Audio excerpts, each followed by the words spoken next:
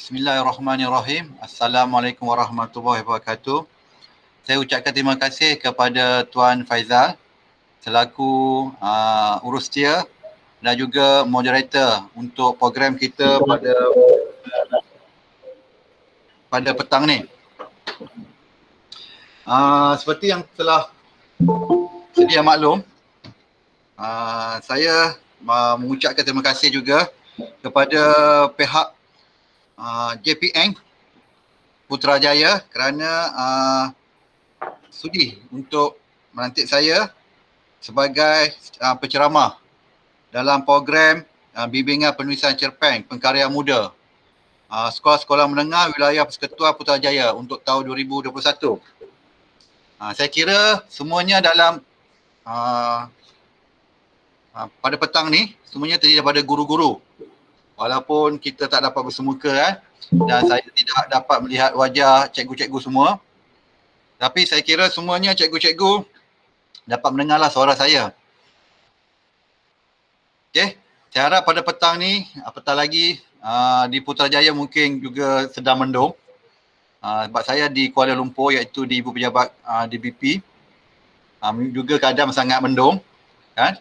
Dan apatah lagi di petang-petang ni, InsyaAllah dalam masa tempoh 2 jam ni saya akan berkongsi sedikit selaku sebagai seorang penulis dan juga sebagai pegawai Dewan Bahasa dan Pustaka yang secara umumnya memang terlibat secara khusus berkaitan tentang sastra. Okey, saya akan berkongsi terus kepada slide yang saya telah sediakan.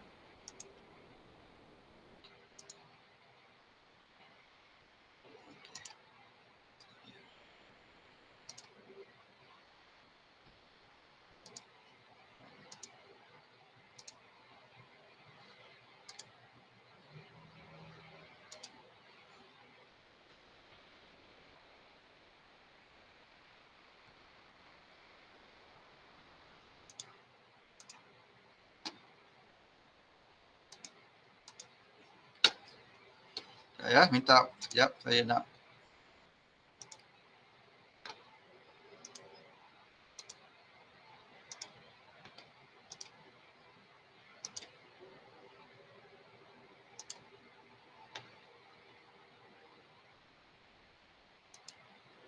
masih tak dapat lihat lagi ya?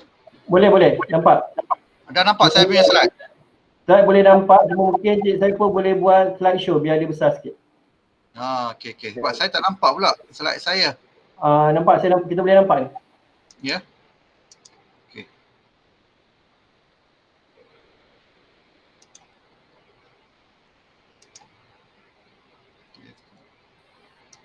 Boleh nampak ya? Boleh. Okey. Okey. Saya teruskan. Untuk maklumat cikgu-cikgu semua, mungkin sebab kaedah kita secara dalam talian, saya mohon juga jika sepanjang saya memberi ceramah selama 2 jam ni, insyaAllah pukul 4.30 kita akan berakhir. Saya mohon juga maklum balas ataupun respon sepanjang saya bagi ceramah, mungkin dalam bentuk persoalan ataupun pertanyaan ataupun maklum balas. Ya, mungkin ada perkara-perkara yang mungkin cikgu-cikgu telah maklum tentang apakah itu cerpen, tetapi ada perkara-perkara yang lebih khusus, terutamanya tentang bagaimana kita nak menghasilkan sesebuah cerpen. Seperti yang cikgu-cikgu maklum, saya terus kepada objektif dahulu ya. Okey, untuk ceramah kita pada petang ini, saya akan melihat kepada 3 objektif. Iaitu satu, untuk sebagai pengetahuan secara umum kepada cikgu-cikgu semua tentang makna sastra dalam penulisan. Yang kedua, saya akan juga insyaAllah berkongsi bersama tentang pengetahuan asas tentang penulisan cerpen. Seperti telah dimaklumkan oleh Tuan Faizal tadi, Putrajaya akan mengadakan pertandingan penulisan untuk murid-murid ataupun untuk pelajar-pelajar peringkat sekolah menengah. Tapi insyaAllah pada petang ni saya cuma berkongsi tentang asas penulisan cerpen. Dan yang ketiga, insyaAllah Untuk kursus petang ni kita akan cuba juga untuk merangsang minat utama sekalinya cikgu-cikgu lah dalam penulisan cerpen. Dan mungkin cikgu juga boleh melihat juga potensi murid-murid di sekolah untuk juga mereka seterusnya menghasilkan sebuah cerpen yang baik. Ya, ada 3 objektif. Okey, terus sebelum itu, boleh tak saya dapat respon awal daripada cikgu-cikgu di sini, khususnya dari segi, saya nak tahu sikit lah, tapi bukan semua, mungkin 2-3. Kalau saya lihat di sini ada 32 atau yang terkini ada 33 yang mengikuti bersama-sama pada petang ni. Saya nak tahu sikit 2-3 orang latar belakang tentang subjek ataupun subjek bidang pengajaran mereka di sekolah. Boleh tak kalau saya sebut nama di sini, saya lihat, saya panggil ya, Puan Suraya. Boleh tak saya tahu cikgu mengajar subjek apa? Cikgu Suraya, boleh respon Cikgu Suraya? Ataupun ataupun yang lain selain daripada Cikgu Suraya, mungkin Cikgu Suraya masih tak ada di depan ni ke, di depan laptop ataupun di depan PC, atau Puan Fahana, Cikgu Puan Fahana.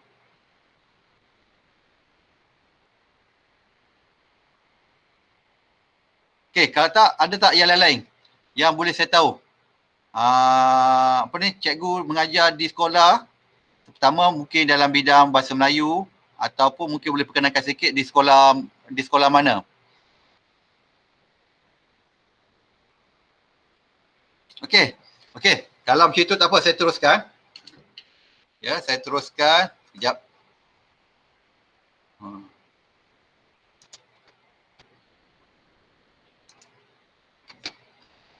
Tuan Faizal? Ya, saya. Nampak tak slide yang saya sedang tayangkan tentang objektif? Nampak? Tapi kalau nampak. boleh slide show lagi besar. Ya, boleh dapat juga ni. sekejap, saya pergi ke, saya nak, ataupun daripada saya sharing. Cuba pakai review. pergi? Nombor 3 tu, 1, 2, 3. Ada. Okey, tak apa. InsyaAllah boleh bantu saya. Pergi 1, 2, 3. Macam mana? Nombor 3 yang bawah tu, yang sebelah gambar. Okey. Tempat bawah tu, tempat kita klik untuk slideshow tu. Butang ketiga. Gambar buku. Untuk slideshow, butang slideshow. Ya, butang slideshow. Bawah tu. Kalau butang slideshow ni dia besar sikit lah. Kalau cik saya pun slideshow, saya pun tak nampak gambar tu. Betul. Okay, kalau saya sebab sekarang ni bila saya pergi ke yang Google Meet ni, saya tak nampak slide saya. Okey, tak apa macam ni. Saya rasa sekarang pun dah boleh nampak. Boleh terus je, tak apa. Boleh. Teruskan ya? Boleh. Okey, sekejap. Butang ketiga ya? Tu butang slideshow bawah tu, dia jadi besar sikit lah skrinnya. Ya? Dia jadi full. Satu muka surat. Dia nama dia apa ya? Dia gambar slide tu. Kat bawah sekali. Bawah yang gambar slide.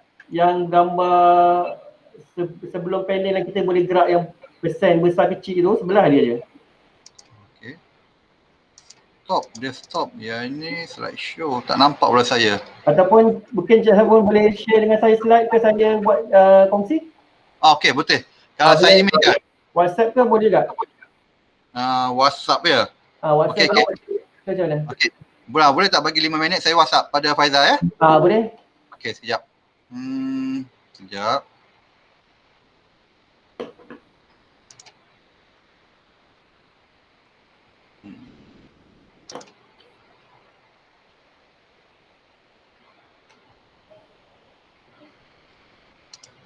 Okey.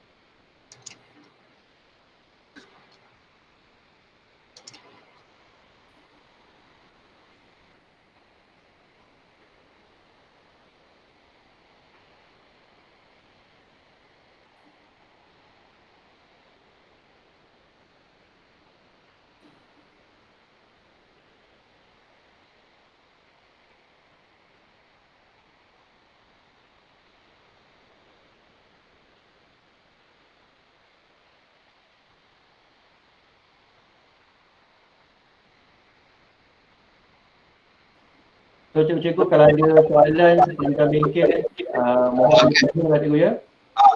Okey, saya dah WhatsApp dah. Okey. Saya kena stop ya? Saya akan share. Okey, kat situ saya stop. Okey, share. Maknanya nanti akan kendalikan Encik Faizal ya? Ya, saya. Okey. Okey, saya teruskan. Sementara tu saya akan teruskan. Mungkin rata-rata ni cikgu di dalam kumpulan ni mungkin terjadi pada guru-guru bahasa Melayu. Saya rasa ya? Ya, majoriti memang kita jumpa guru bahasa Melayu lah. Guru-guru bahasa Melayu kan? Okey, insya-Allah. Mungkin sebelum saya sebut sikit tadi, saya juga ingin memperkenalkanlah jika dalam mungkin guru-guru bahasa Melayu terutamanya dalam subjek Komsas mungkin pernah mendengar ataupun pernah membaca cerpen Oreng. Kan? Mungkin insya-Allah cerpen Oreng tu alhamdulillah hasil karya daripada saya. Ya. Okay, mungkin kalau ada persoalan-persoalan berkaitan tentang Komsas juga, insya-Allah cikgu boleh juga kemukakan kepada saya. Mungkin contoh-contoh daripada Komsas juga cikgu boleh kongsikan bersama-sama untuk kita jadikan sebagai satu panduan dalam penghasilan sebuah cerpen yang baik. Okey, terima kasih Tuan Faizal. Saya pun dah nampak dah. Okey, seterusnya. Okey, pertama sekali saya secara umum je lah, seperti kita umumkan, saya ingin perkenalkan tentang konsep apakah makna itu sastra. Okay. Secara umum, mungkin cikgu-cikgu pun dah tahu, perkataan sastra ni berasal dari perkataan kesusastraan ataupun perkataan asalnya adalah susastra. Dia merupakan dari istilah bahasa Sanskrit. Ya. Lalu kita pinjam dan kita sebut hanya sebagai sastra. Tetapi kepanjangannya sebenarnya adalah susastra. Okay. Kalau kita lihat, etimologi kata ini berasal daripada perkataan su. Su itu membawa maksud indah, baik ataupun berfaedah. Dan sastra pula dia merujuk kepada huruf-huruf ataupun kumpulan huruf ataupun lebih khususnya kita katakan sebagai sebuah buku. Okey, maknanya apabila perkataan sastra ni kita bawa masuk satu kumpulan tulisan ataupun buku yang mengandungi bahasa yang baik dan juga isi yang baik. Itu konsep sastra. Ya. Okey, seterusnya seperti yang saya maklumkan juga dalam slide, sastra ni merupakan satu hasil karya ciptaan seni. Tetapi ini yang penting sebenarnya. Sastra dia sebagai satu hasil seni, tetapi dia lebih menjurus kepada bahasa. Sebab kalau kita tengok seni ni luas kan. Ada seni lukis, ada seni visual, ya.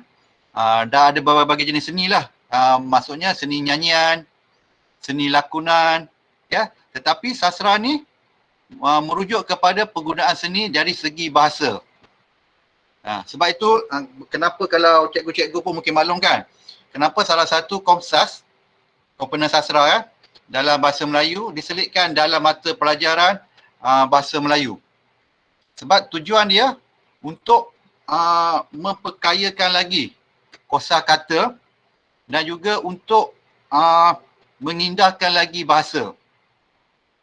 Ini saya kongsi sedikit lah kan tentang kenapa dalam penubuhan Dewan Bahasa dan Pustaka diselitkan juga salah satu fungsi penubuhan Dewan Bahasa selain daripada mementabakkan bahasa Melayu, ada juga fungsi iaitu dalam pengembangan sastra.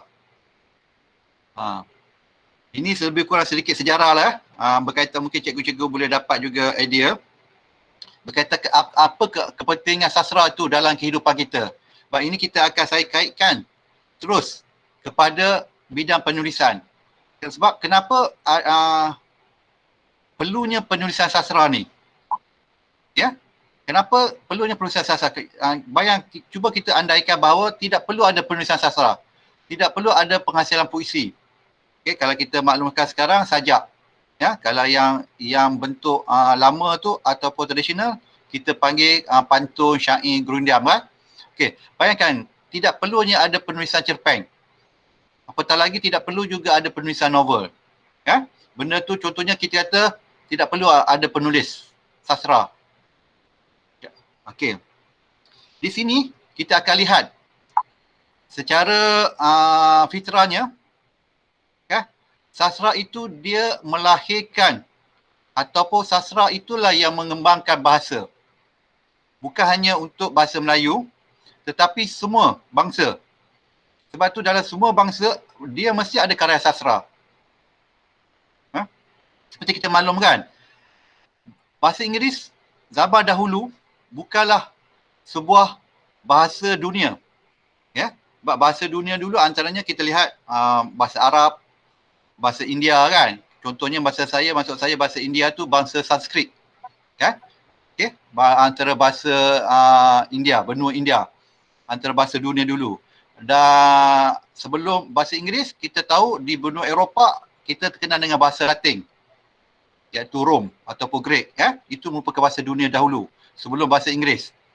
Dan di benua China pula bahasa Cina. Ya, merupakan bahasa dunia. Dan di Asia Tenggara pula kalau kita lihat dahulu kalau kita baca sejarah pada abad-abad yang ke-14 ke abad yang ke-13 lagi sehingga abad yang ke-15 ataupun 16, bahasa Melayu merupakan antara bahasa di Nusantara. Kan? Tapi akhirnya apabila berlakunya penjajahan, mulai abad yang ke-15 juga, masuk abad yang ke-16 apabila penjajahan berlaku di dunia, bahasa Inggeris mula berkembang dan menguasai dunia. Tetapi kita lihat, kalau kita baca sejarah pun, kalau kita Google pun, di Wikipedia pun kita dapat maklum, siapakah yang mengembangkan bahasa Inggeris? Okey, tak apa, mungkin saya tak dapat responkan, saya terus sendiri ya. Okey, letih juga cakap petang-petang seorang-seorang kan. Okey. Mana kalau mengikut Wikipedia pun, bahasa Inggeris pada abad yang ke-16 dikembangkan oleh seorang seorang sastrawan, ataupun zaman dulu kita tak panggil sastrawan, kita panggil pujangga, iaitu Shakespeare. Shakespeare lah yang sebenarnya yang mengembangkan bahasa Inggeris menjadi bahasa dunia. Kita tahu kan Shakespeare adalah seorang dramatis ataupun penulis skrip drama. Romeo and Juliet kan, Hamlet, dan banyaklah karya dia. Melalui karya dia lah bahasa Inggeris dikembangkan dan menjadi bahasa dunia. Okey, ini pengalaman saya. Sebelum saya berkhidmat di Dewan Bahasa dan Pustaka, saya pernah bekerja sebagai editor buku bahasa Melayu, buku aktiviti lah ataupun buku kerja di Lomeng, ataupun khususnya daripada Pearson. Pearson ni kalau kita lihat sejarah ataupun Lomeng ditubuhkan di Asia Tenggara pada zaman British lagi. Okay. Ibu pejabat dia pada waktu saya bertugas di Lomeng, iaitu di Petaling Jaya, ibu pejabat dia di Hong Kong sebelum beralih ke Singapura. Mana pada setiap tahun manager atau pengurus, iaitu Mak Saleh lah, dia akan datang ke Lomeng Malaysia. Satu untuk beri taklimat dan juga dia melihatlah dia punya cawangan-cawangan dia. Antaranya yang menarik, pengurus tu, masa tu pengurus tu daripada Hong Kong, maknanya Hong Kong tu orang Cina lah secara umumnya. Dia akan bawa buku-buku latihan, buku-buku kerja untuk dia bagi pada kami lah, untuk masuk ke dalam kami punya library. Okay. Salah satunya yang saya menarik itu, buku-buku kerja di peringkat sekolah rendah lagi. Ya, automatik saya sebagai editor pun kita lihat-lihatlah bagaimana buku-buku kerja ataupun buku-buku aktiviti dan juga buku teks. Automatik mereka pun dapatlah untuk sediakan buku-buku teks untuk prasekolah, untuk sekolah-sekolah tadika di luar negara, di British, di London maksud saya. Apa yang menarik, mereka ada diselitkan bahan-bahan drama daripada Shakespeare. Lalu saya tanyalah saya punya senior editor, saya tanya kenapa dalam buku sekolah rendah, masa tu saya baru saja habis belajar lepas saya universiti, Saya bekerja di Lomen, saya tanya kenapa sekolah rendah mereka, sekolah prasekolah, sekolah tadika, mereka telah belajar ke karya-karya Shakespeare. Kan, saya punya senior editor tu, dia maklum pada saya, kalau mengikut pengajaran di luar negara, pengajaran dan pembelajaran luar negara, mereka bukan belajar drama. Okey, di sekolah rendah, di prasekolah tu, mereka bukan belajar Shakespeare. Mereka tidak diperkenalkan oleh dengan Shakespeare pun. Tujuan buku-buku prasekolah itu menyelitkan drama-drama Shakespeare, tujuan dia adalah untuk mereka belajar bahasa. Kan? Lepas tu dia punya ini antara visi ataupun kaedah pengajaran dan pengajaran di luar negara lah.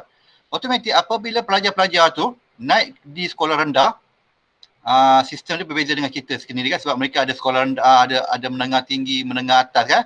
Automatik mereka akan mereka pergi sekolah rendah, baru mereka akan diperkenalkan dengan sastra. Tapi bukan tujuan dia untuk jadi penulis. Tapi tujuan mereka diperkenalkan sastra untuk memperkayakan bahasa saja mereka. Itu apabila mereka menaik sekolah menengah atas, barulah mereka diperkenalkan dengan tokoh-tokoh penulis. Dan pada waktu itulah mereka akan ada aktiviti, sebab mereka di luar negara berbeza dengan kita kan, sebab mereka punya orientasi bukan kepada peperiksaan, lebih kepada bakat dan juga pencapaian seseorang pelajar tu kan. Barulah mereka akan diminta untuk membuat aktiviti. Antaranya aktiviti yang mereka selalu buat adalah persembahan. Antaranya lakonan lah, ataupun kita sebut sekarang ni drama pentas ataupun teater. Di situlah mereka akan diperkenalkan dengan tokoh-tokoh sastra. Antaranya tokoh mereka yang mereka sanjung adalah Shakespeare. Tapi apa yang saya nak katakan di sini, melalui karya sastra lah, pelajar-pelajar luar negara, terutamanya di London atau British, diperkayakan dengan kosakata. Okay, saya habiskan di situ sajalah berkaitan tentang erti sastra. Tapi kalau cikgu-cikgu nak bertanya boleh. Okey, Tuan Faizal, kita pergi slide seterusnya. Seterusnya, yang ni saya dah kongsikan tadi. Okey. Yang ni ada sebenarnya untuk karya sastra, okay, ada 4 elemen penting di dalamnya. Untuk kita lihat sebagai salah satu unsur-unsur yang dapat membina identiti ataupun peribadi seseorang. Okey. Ini kandungan yang penting walaupun dia tidak ada kaitan juga dengan, sebab kita khusus kita pada petang ni kita nak lahirkan seorang penulis kan. Tetapi perkara ini perlu ada pada seseorang yang ingin menjadi penulis. Dia kena sedar bahawa karya sastra yang paling penting pertama adalah menimbulkan fikiran seseorang ataupun menimbulkan sesuatu fikiran baru kepada pembacanya. Ini saya sebutkan sebagai daya intelek ataupun intelektual. Kalau lebih panjang intelektual. Okey. Maknanya sebagai seorang penulis, sebelum kita jadi penulis, sebab kita khusus petani kita nak menjadi seorang penulis kan. Kita kena tahu hasil karya yang kita nak hasilkan itu, baik puisi sehinggalah novel ataupun drama. Tapi saya khususkan sini adalah cerpen. Kita mesti tahu karya yang kita hasilkan itu mesti dapat menyentuh intelek ataupun daya fikiran pembaca kita. Okey? Sebab tu sastra ni ada yang sastra bentuk popular, ada sastra yang berbentuk serius. Kan? Biasa kita lihat sastra popular, kita mungkin cikgu-cikgu pernah dengar kan sastra popular kan. Mungkin cikgu pernah dengar. Kenapa, apa bezanya karya-karya dia diterbitkan oleh Dewan Bahasa dan Pustaka dengan karya-karya yang diterbitkan oleh Karang Kraf. Mungkin cikgu-cikgu pernah juga baca-baca novel-novel yang dihasilkan oleh Alaf 21 dahulu. Kan? Apa bezanya karya-karya diadaptasi oleh RTM, iaitu karya-karya yang dipilih daripada Dewan Bahasa Pustaka, dan apa bezanya karya-karya yang diadaptasikan oleh TU3 yang dipilih daripada karya-karya popular oleh kebanyakannya sekarang ni diterbitkan oleh Alaf 21 dahululah yang dijadikan sesi drama berseri pada waktu petang. Itu ada bezanya. Okey. Yang seterusnya, perkara kedua adalah emosi. Ini antara elemen penting kepada seorang pengarang. Apabila dia nak mula menulis, dia mesti tahu bahawa yang dia menghasilkan itu adalah sebuah karya kreatif yang mengandungi emosi ataupun perasaan. Dan inilah antara bezanya di antara sastra dan juga karya bukan sastra. Maksud saya rencana. Okey, kalau sastra kita panggil sebagai karya kreatif. Rencana, tulisan ilmiah, kertas kajian, etika, berita kan. Okey. Itu bukan karya kreatif. Ataupun kalau biasa kita dengar sebagai non-kreatif kan. Sebab contohnya berita lah.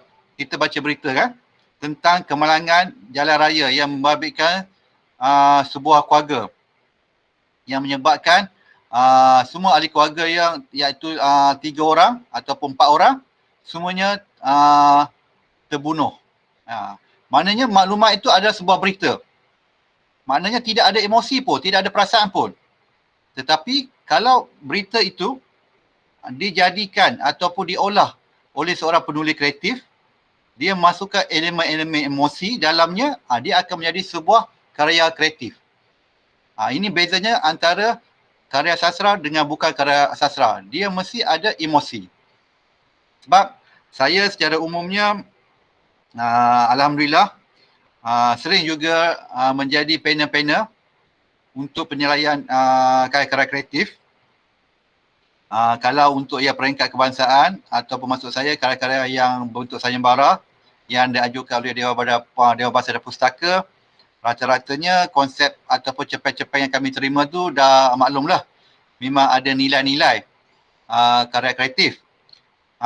Biasanya contoh saya beri ini apabila saya menjadi panel-panel penilai untuk karya-karya dianjurkan oleh Jabatan Kerajaan. Ya. Contohnya yang lepas saya jadi panel penilai untuk cerpen dibuat oleh Jabatan Perangkaan. Mereka pun ada buat pertandingan menulis cerpen. Tapi apa yang menariknya, saya lihat ada salah tanggap tentang karya kreatif. Khususnya cerpen. Mereka lihat cerpen ni hanya sekadar macam rencana juga. Dia cuma menyampaikan cerita. Dia tidak ada emosi. Itu salah satu kelemahan. Sebab apa yang penting dalam karya sastra, dia mesti ada emosi. Okey. Seterusnya, yang ketiga, yang sangat penting juga dan membezakan karya sastra dengan karya-karya yang bukan sastra adalah imajinasi. Sebab imajinasi ni sebenarnya banyak juga yang salah faham. Imajinasi ni bukanlah hayalan. Imajinasi ni adalah, mungkin cikgu-cikgu lebih maklum daripada saya, adalah daya untuk kita membayangkan sesuatu, apa yang akan terjadi. Sebab imajinasi ni penting dalam kehidupan kita. Sebab jika kita tidak ada daya imajinasi, bagi saya bukan saja untuk seorang penulis karya kreatif, untuk seorang saintis pun dia perlu ada daya kreatif. Maksud saya daya imajinasi. Bayangkan kalau dia tidak ada daya imajinasi, bagaimana dia nak mencipta satu teknologi baru? Kan? Maknanya dia mesti ada bayangkan untuk dia menciptakan satu teknologi baru, contohnya dia nak mencipta satu jentera, maksud saya kapal terbang ataupun kenderaan yang boleh terbang. Dia mesti akan ada imajinasi. Bagaimana bentuk kenderaan tersebut? Mungkin kita secara umum macam mungkin kita bayangkan kenderaan itu tentu bersayap. Sebab kita terpengaruh dengan kapal terbang kan. Tetapi tidak semestinya kenderaan yang boleh terbang itu dia bersayap. Mungkin kenderaan yang tak terbang itu pun tak perlunya sayap. Mana kita perlu ada imajinasi. Tapi apatah lagi untuk seorang penulis kreatif, dia perlu lagi imajinasi dia untuk dia dapat melukiskan satu watak-watak dia dalam karya. Kedua, dia dapat menggambarkan sesuatu perkara yang dia nak sampaikan. Contohnya dia nak melukiskan tentang sebuah pemandangan. Dia juga harus ada imajinasi dia. Contohnya dia nak melukiskan dalam cerpen dia tu tentang subjek dia matahari. Yang sedang matahari pagi. Dengan cahaya dia yang bersinar, dengan warna dia. Maknanya penulis tu mesti ada imajinasi. Daya bayangan yang kuat. Okey? Okey, seterusnya ini antara perkara yang sangat penting juga adalah teknik. Iaitu cara seseorang pengarang itu menyusun peristiwa dan juga memilih kata-kata. Yang ni kita akan bincang secara khususnya nanti dalam slide saya yang berikutnya.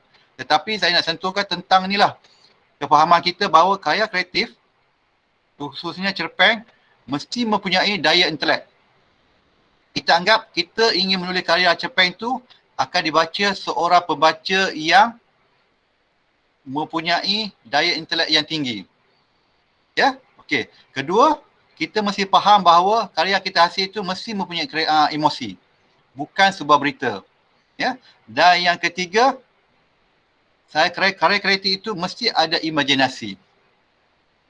Okey cikgu, ada apa-apa persoalan sebelum saya ke slide ataupun ke perkara berikutnya? Tak ada ya? Okey. Tuan Faizal, mungkin boleh kongsikan? Okey, ini secara umumnya. Okey. Okey, saya kaitkan, ini lebih menjurus ya, ini lebih khusus ya. Sastra dengan alam. Ya. Dalam karya, pengarang akan membawa satu persoalan. Persoalan ini akan diolah untuk disampaikan kepada pembaca. Okey. Selalunya yang menjadi persoalan ialah tentang alam. Okay. Dalam alam ini biasanya yang menjadi persoalan ialah tentang manusia dan pengalamannya. Okey. Ini saya cuma nak merangsang sebab antara objektif saya dalam kursus ini adalah untuk merangsang cikgu-cikgu dalam bidang penulisan. Sebab kalau ikut 2-3 tahun yang lepas kita ada pengkarya guru.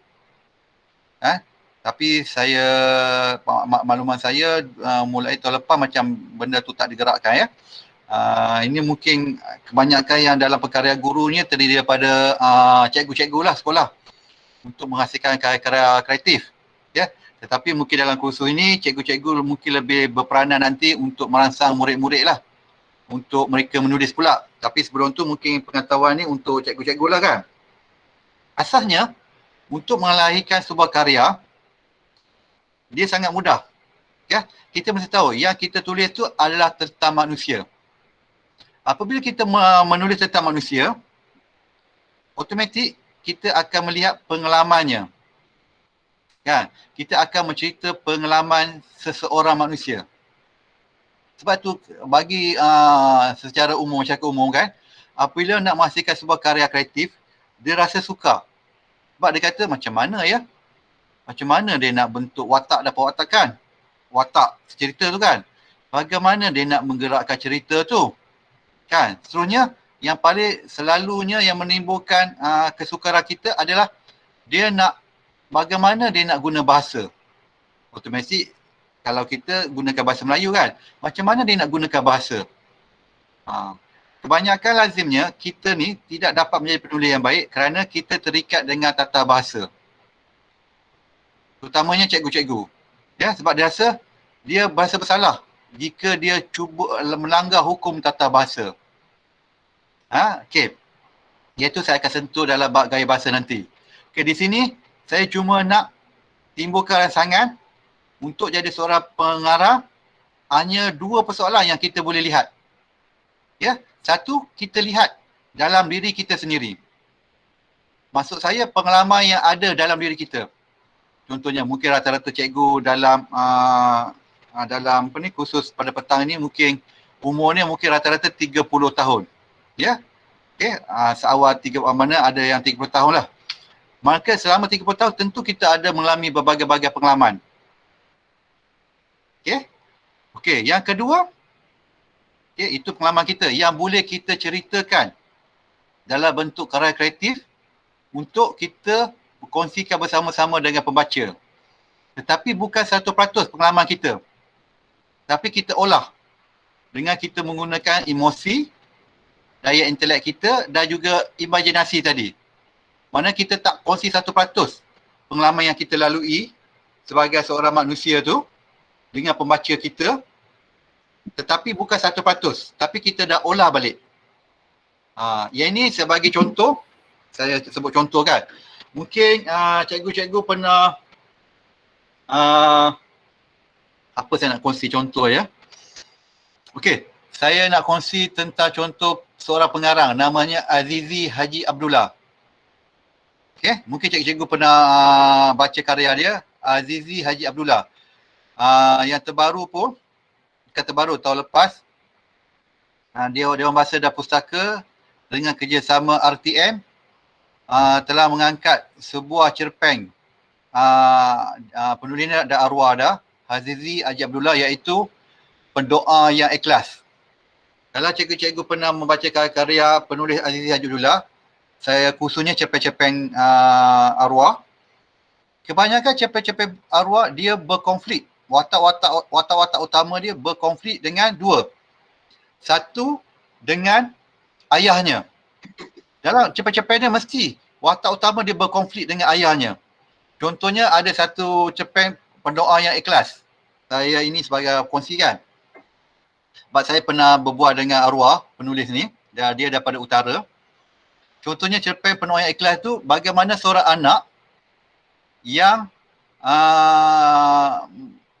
ayah dia sebagai seorang juru nikah yang telah lama, yang telah tua kan, tetapi masih lagi ingin menikahkan orang lain. Tetapi apabila anak ni balik, anak ni dengar bahawa kritikan daripada orang kampung lah, ayah dia apabila menjadi juru nikah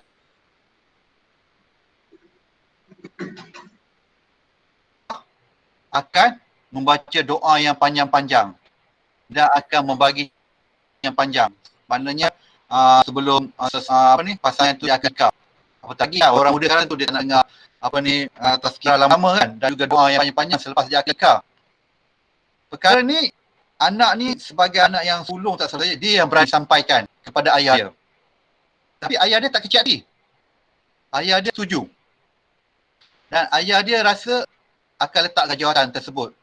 Tetapi ayah dia minta tugas terakhir dia sebagai jurika ialah menikahkan anak dia sendiri. Okey. Akhirnya dia nikahkan anak dia sendiri. Apabila dia menikahkan anak dia sendiri, baru dia faham kenapa ayah dia memberi tazkirah yang panjang sebelum seseorang pasangan itu dinikahkan, dan kenapa ayah dia baca doa-doa yang panjang selepas dinikahkan. Doa dia baca tu dalam bahasa Melayu lah. Maknanya dalam tazkirah dan juga doa tu ada konsep pengajaran secara tak langsung kepada pasangan yang baru menikah tersebut. Tapi apa menarik, konflik-konflik yang selalu disampaikan tu adalah konflik anak dengan ayah. Itu satu. Kedua, biasa juga kalau kita baca untuk cikgu-cikgu boleh baca cerpen-cerpen Azizinya, konflik yang berlaku juga iaitu konflik ada antara seorang murid dengan guru dia. Kalau cerpen Azizi ni kalau berkaitan dengan kanak-kanak ataupun tentang murid-murid sekolah, dia akan ambilkan watak sudut pandangan murid tu yang akan berkonflik dengan cikgu dia. Ya, ada juga 2-3 cerpen juga yang ditimbulkan watak guru juga yang berkonflik dengan murid-murid dia. Tetapi biasanya yang akhir tu dia akan memberi kesedaran kepada cikgu dia. Biasanya kan, kadang-kadang contohnya saya terlupa sebab banyak cerpen dia. Ada sebab Azizi ni kalau tahu dia merupakan ni saya kongsilah pengalaman diri sendiri.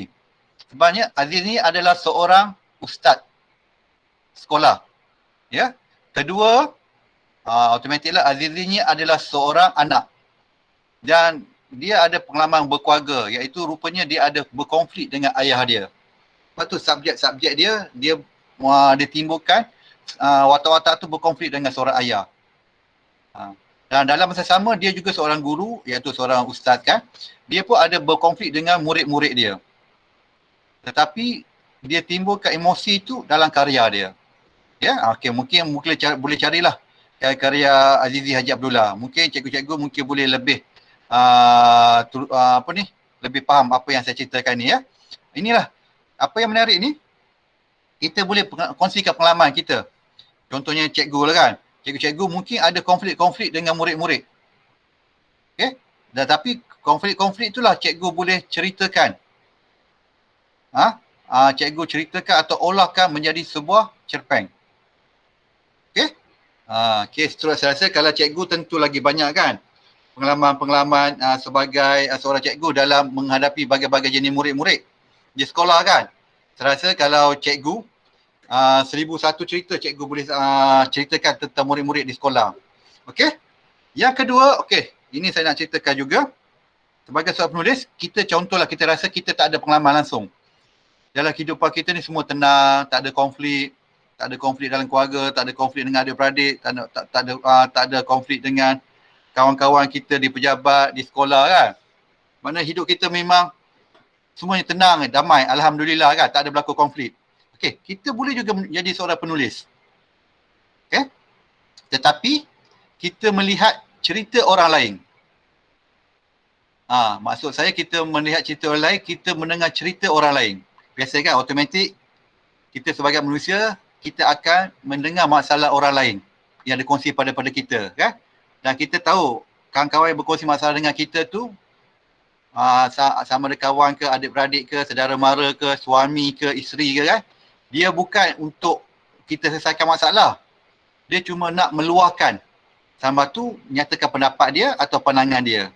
Tetapi daripada cerita-cerita tu, kita boleh juga mengangkat dan kita mengolah kembali menjadi sebuah karya kita sendiri, cerpen kita sendiri. Okey. Contohnya banyak perkara ni kita boleh timbul. Banyak perkara kita boleh lihat. Itu satu, cerita yang kita dengar. Kedua, maksud saya pengalaman yang dialami oleh seseorang individu dalam kehidupan juga bukan saja individu yang hidup. Maksud saya, contohnya ada kawan kita bernama dia Aminah. Dia bercerita tentang kita, tentang masalah rumah tangga dia. Iaitu tentang ibu mentua dia, tak ada kaitan dengan dia pun. Ibu mentua dia yang tidak suka dengan dia punya ipar ke biras dia kan. Kita cuma dengar je. Kan? Tetapi dari situ kita boleh olah menjadi cerpen. Itu yang pertama. Yang kedua, contohlah. Dalam kehidupan kita pun kita ni tak suka dengan gosip. Kita tak juga suka dengan umpat-mengumpat. Memang kita ni sangat baiklah. Kita masih lagi boleh menjadi seorang penulis. Iaitu melalui pembacaan. Okey, contohnya kita ni minat membaca. Ya? Okey, kita boleh baca biografi, kita boleh baca buku dan daripada kisah-kisah dalam buku tu kita boleh olah, kita boleh dapat idea untuk kita timbulkan menjadi sebuah cerita. Ya? Okey, itu secara umum lah saya bagi. Ya, okey, seterusnya okey. Saya sebelum terus kepada yang lain ni, ada dua faktor seseorang sebelum menulis. Okey, ini persiapan kita. Selalunya biasa kita tak tahu kan, aku ni boleh menulis ke tak boleh menulis. Kan? Aku ni rasa-rasanya ada bakat ke tak ada bakat. Kan, biasanya kita akan menjadi satu alasan. Kita tidak boleh menulis, alasan kita, sesiapa yang boleh menulis itu kerana dia telah dianugerahi dengan bakat oleh Tuhan. Kan, maknanya dia boleh menulis. Dan kita pun menafikan diri kita, kita tidak boleh menulis kerana kita tidak mempunyai bakat. Tetapi, sama juga dengan saya berlaku juga mula-mula kan. Tetapi ada satu perkara, ia lebih mahal daripada bakat. Kita tak boleh nafikan bakat itu sebagai salah satu daripada anugerah ataupun anugerah alam lah kepada seseorang. Ya, bakat ni banyak segi, bukan dari segi bidang penulisan kan, macam-macam perkara. Ya, dari segi sebagai seorang penyanyi, sebagai seorang pelakon, sebagai seorang pelukis, sebagai seorang pengajar juga dia punya memerlukan bakat juga kan. Tetapi ada satu perkara yang perlu, penting selain daripada bakat. Bakat tu kita tak dapat nafikan kan. Bakat ni walaupun dia tak pernah belajar, dia tak pernah ada ilmu dalam sesuatu bidang, tapi dia boleh buat, dia boleh lakukan. Contohnya kita tahu pada zaman-zaman dahulu lah kan. Dia tak ada pun bakat dalam bidang seni ukir. Dia tak ada bakat pun dalam bidang seni lakonan. Dia tak ada bakat pun dalam bidang seni nyanyian kan. Tapi dia boleh menyanyi, suara dia sedap. Dia boleh merantaukan suara dia ikut irama. Dia pun tak tahu pun apa tu suara dalam, suara luar kan. Tak macam sekarang. Banyak dilahirkan oleh Akademi Fantasia dan sekarang pun kita banyak sekolah-sekolah yang berkaitan dengan seni kan. Tapi zaman dulu tidak ada, tapi dia ada bakat. Ya? Contohnya paling mudah macam Tan Sri P. Ramlee. Dia punya bakat alam yang kuat. Tetapi faktor yang saya nak sebutkan adalah minat. Dalam ni tak ada saya sentuh. Tetapi saya nak sentuh kat sini adalah minat. Minat yang merupakan pendorong yang kuat yang kita boleh bukan menjadi seorang penulis, tetapi dalam semua bidang pun kita boleh lakukan jika kita betul-betul ada minat yang mendalam. Okey, daripada minat tersebutlah ada dua faktor. Contohnya kita memang ingin minat sangat menjadi penulis. Ada dua faktor untuk sebelum seorang menjadi penulis kreatif, maupun bukan kreatif juga, ada dua, iaitu satu persoalan. Okey, maknanya kita mesti ada satu perkara dalam diri kita. Ini kena penting. Ada persoalan yang ingin kita sampaikan. Ini bukan saja untuk penulis kreatif. Bukan kreatif pun sama juga. Contohnya kita nak bawa satu persoalan tentang bahawa ini umum ya, bukannya gosip ataupun kata orang ramalan. Kita lihat apa yang berlaku di dunia sekarang menjadi satu persoalan. Kenapa wabak COVID-19 ini melanda dunia? Secara umumnya semua dunia terlibat. Tak ada yang terkecuali. Kan? Kita pun meramalkan bahawa persoalan ini ada berkaitan dengan tanda-tanda akhir. Tanda-tanda akhir. Tanda-tanda akhir zaman. Itu satu persoalan pada kita. Kan? Maknanya kita berminat dengan persoalan tersebut. Lalu kita pun membuat kajian. Kita pun baca buku, kita dengar ceramah agama, terutama bacaan kan. Lepas tu kita mendapat membuktikan bahawa apa yang berlaku sekarang ni dengan wabak penyakit ni merupakan tanda-tanda akhir zaman. Lalu kita pun ingin berkongsikan pandangan kita itu secara ilmiah. Ya? Ataupun kreatif pun boleh kepada pembaca kita. Maknanya satu sekarang ni kita mesti ada satu persoalan. Kita mesti ada satu persoalan yang ingin kita kongsikan dengan pembaca. Okey. Tapi persoalan itu perlu ada wahana ni. Itulah yang saya masukkan dengan bahasa. Alat untuk menyampaikan persoalan tersebut. Okey, maklum ya. Melalui bahasalah kita dapat menyampaikan persoalan yang ada dalam fikiran kita. Kecuali lah kalau dia tak mampu bahasa, maksud saya bisu ataupun dia pekak kan. Itu pun dia boleh menyampaikan lagi persoalan yang ada dalam fikiran dia, sama ada melalui bahasa isyarat ataupun bahasa braille dia. Ya? Okey. Di sini jelas tak cikgu? Ada tak apa-apa persoalan ataupun tanya yang cikgu-cikgu nak kemukakan kepada saya? Ya, ada soalan cikgu senyap je kan, saya pun risau ni. Senyap je. Saya pun risau juga. Saya pun ada pengalaman juga mengikuti kursus-kursus macam ni kan. Yelah, pemalu kan buat cikgu BM ni? Mana tahu ada respon ke? Amat ni dia masih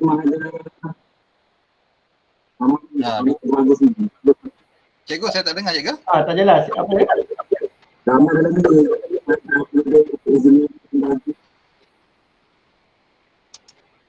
Boleh atau tak dapat tangkap lah, saya pun tak apa dengar tu. Dia macam bergema cikgu. Ya. Okey. Sekejap. Kalau ada di sini boleh juga tulis kan? Mesej kan? Kalau tak dapat, betul boleh bagi mesej pada saya. Cuma dekat bahagian chatting tu kata jelas. Betul. Okey. Semuanya guna bahasa Inggeris. Clear kan? No, tak ada soalan. Okey. Okey, ini seterusnya. Apa? Saya kembali pada objektif saya sebab tujuan saya kursus ni saya nak merangsang cikgu-cikgu untuk kemudian merangsang murid-murid lah untuk menjadi seorang penulis. Okey. Sebab menjadi seorang penulis ni sebenarnya kalau saya nak kongsi, penulis ni tidak akan ada, setiap zaman akan lahir penulis. Walaupun tidak ada kursus, walaupun tidak ada bayaran, walaupun tidak ada apa-apa, tetap akan lahir penulis. Itu bagi saya adalah satu fitrah. Memang fitrah kehidupan kita, setiap zaman akan lahir penulis. Ini saya nak buktikan pada zaman Jepun. Contohnya zaman Jepun ya, iaitu 2 tahun kita berlaku zaman penjajah Jepun kan. 2 tahun, antara 3 hingga 2 tahun, antara 2 hingga 3 tahun kan.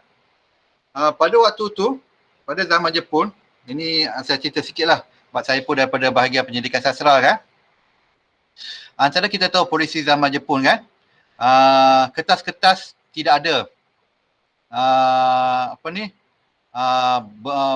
Daya-daya ataupun kata orang penyebaran surat khabar juga betul-betul disekat oleh pihak Jepun. Sebab dia tak nak ada ideologi yang menghasut pemerintahan Jepun, terutamanya di tanah Melayu kan. Kalau kita tengok filem Piramli cukuplah sajasan tu kan. Bagaimana Jepun-Jepun bukannya kertas-kertas, radio-radio pun tak boleh dimainkan. Memang betul-betul disekat. Apatah lagi kertas-kertas memang betul-betul dikawal sebab ditakut kertas-kertas ni akan menjadi bahan-bahan untuk menyebarkan tulisan-tulisan dan juga propaganda anti Jepun. Betul-betul Jepun nak menguasai kita pada waktu tu. Tetapi menurut kajian-kajian kita, tetap juga lahir karya-karya sastra. Terutamanya puisi-puisi yang memberi pemikiran, persoalan iaitu menentang Jepun. Dia bukan daripada British. British pun tak ada kaitan pun langsung dengan British. Pada waktu tu British pun tertekan kan. Ramai juga yang terkurung, terperangkap. Kebanyakannya mereka balik ke British kan. Tetapi tetap lahirnya karya-karya sastra. Walaupun tak banyak tetapi tetap lahirnya karya-karya sastra. Dan di dunia pun telah membuktikan karya sastra yang terbaik biasanya lahir pada zaman sesebuah negara itu mengalami masalah. Walaupun berlaku perangan tetap lahirnya karya-karya sastra. Itu yang keunikan karya sastra ni. Ya, dia bukan lahir kerana negara pada waktu tu maju. Kan? Ataupun berjaya ataupun cemerlang kan. Yang saya nak contohkan di sini, saya berani juga sebut di Asia Tenggara lah. Kita ada Singapura, kita ada Brunei, kita ada Malaysia, kita ada Indonesia. Ya, maksud saya sebut 4 negara ni yang menggunakan bahasa Melayu sebagai medium penulisan mereka. Kan? Kalau lihat 4 negara ni, karya sastra mana yang kuat? Indonesia, Brunei, Singapura dan Malaysia. Karya sastra mana yang kuat? Yang sampai sekarang karya sastra ini menjadi rujukan dunia pun. Untuk melihat pemikiran-pemikiran, sebab dalam karya sastranya yang unik untuk berkaji adalah melihat pemikiran-pemikiran sesuatu bangsa tu dan juga satu negara tu di dunia. Okey, kalau saya nak terus ke sini adalah Indonesia. Bagaimana? Sebab Indonesia kita tahu kan, konflik mereka kerana mereka antara penduduk paling ramai, etnik yang paling ramai, kaum paling ramai dan berbagai-bagai isu yang banyak kan. Tetapi mereka sentiasa dapat melahirkan karya yang baik. Tetapi kalau lihat Singapura dengan Brunei, paling karya sastra yang kurang bermutu, bukan kurang lah, lihat adalah Brunei. Kerana negara dia adalah negara yang kaya dan rakyat dia tidak apa berlaku konflik dalaman dengan pemerintah. Sebab mereka dijaga betul-betul kan. Asalnya apa, mereka tidak dapat menghasilkan karya-karya sastra yang kuat, yang bermutu. Okey, saya tinggalkan di sini persoalan tersebut. Okey, boleh seterusnya?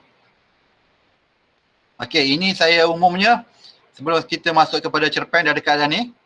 Okey, sastra mempunyai berbagai jenis. Okey, ini cikgu-cikgu mungkin dah tahulah. Kalau umumnya kita sebut sebagai genre. Ini adalah perkataan Perancis dulu asal dia. Okey, genre ni saya khususkan secara umumnya adalah bermasuk cerita rekaan. Dia kependekan daripada masuk cerita rekaan. Cerita dan reka. Ya. Maknanya cerita yang direka-reka. Ini kita kena tahu ya. Cerpen adalah salah satu daripada konsep dalam cereka. Dan kita kena faham bahawa cerpen ni adalah satu cerita yang direka. Walaupun kita masukkan dalam cerpen tu elemen pengalaman kita. Okey. Ini kata seterusnya. Okey. Tadi saya ada sebut ya, cereka adalah sebuah cerita yang direka dan secara umumnya kita sebut sebagai fiction. Okey, tak ada Faizal, tak apa, teruskan. Yang tadi. Okey, teruskan. Okey, yang ni. Yang tadi.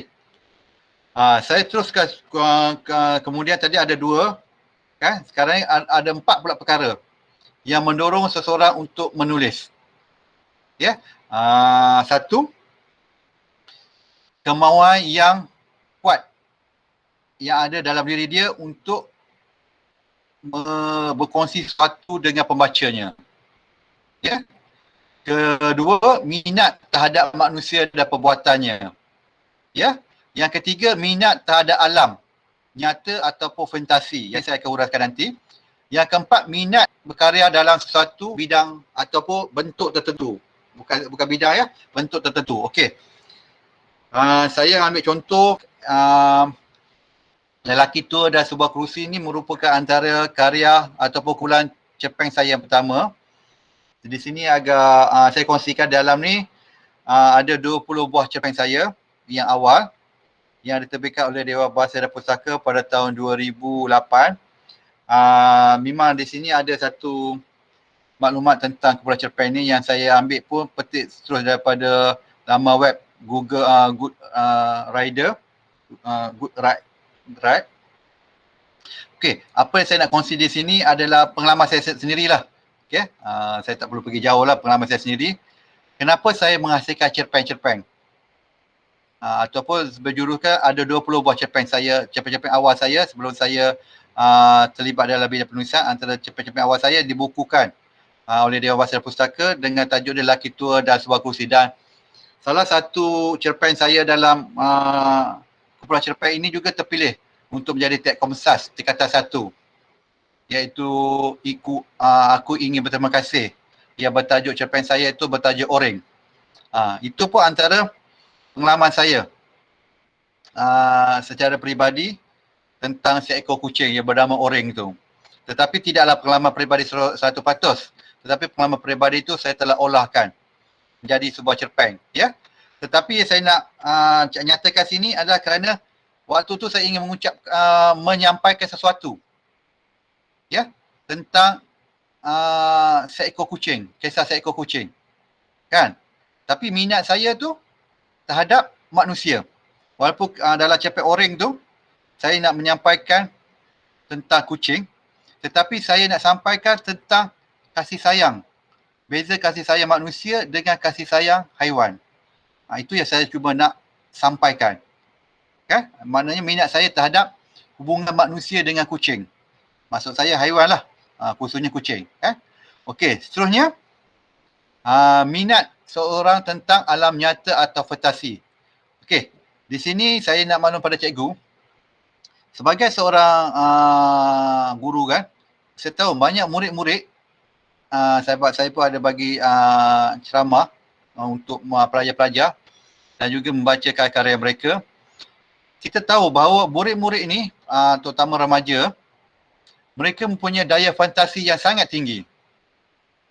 Kan? Sebab itu kebanyakan cerita-cerita sains minat ditulis oleh para pelajar. Sebab mereka mempunyai fantasi yang tinggi. Mungkin selepas ni mungkin cikgu pelik kan kenapa ada murid-murid yang tulis tentang suatu dunia yang kita tak terfikir tapi mereka dapat fikirkannya. Itulah minat seseorang itu tentang alam ataupun tentang masa depan, apa yang akan berlaku. Okey. Yang keempat, minat seseorang itu dalam bidang ataupun dalam bentuk tertentu. Okey, ini saya nak kongsi juga pengalaman saya. Saya sebagai seorang penulis, saya memang minat dari segi simbolik. Sebab kalau betul, sejak umum memang saya melihat, ini cara saya berfikirlah. Sebab cara saya berfikir, saya tak tahu siapa bentuk saya kan. Sebab cara saya berfikir, saya lebih melihat simbol. Simbol sebagai satu cara untuk saya menyampaikan persoalan tentang suatu perkara kepada pembaca saya. Sebab saya menggunakan karya sastra, saya tak langsung. Contohnya, Lelaki Tua dan Sebuah Kerusi. Okey, ini untuk saya kongsi sama-sama kan. Cerita sedikit. Dalam ni ada 20 buah cerpen. Di peringkat pracetak, cerpen yang telah terpilih sebenarnya, tajuk kumpulan cerpen ini sebenarnya nama dia Cinta dalam Cappuccino. salah satu cerpen dalam antologi ni ataupun dalam kumpulan cerpen ni, tajuk dia Cinta dalam Cappuccino. Saya telah pilih tajuk itu menjadi tajuk saya punya kumpulan cerpen. Tapi kemudian buku ni dah hampir nak cetak dah, kulit dah siap dah. Saya setuju dengan editor dia, editor pun telah setujukan bahawa ada 3 layout ataupun ilustrasi yang bertajuk Cinta dalam Cappuccino tu.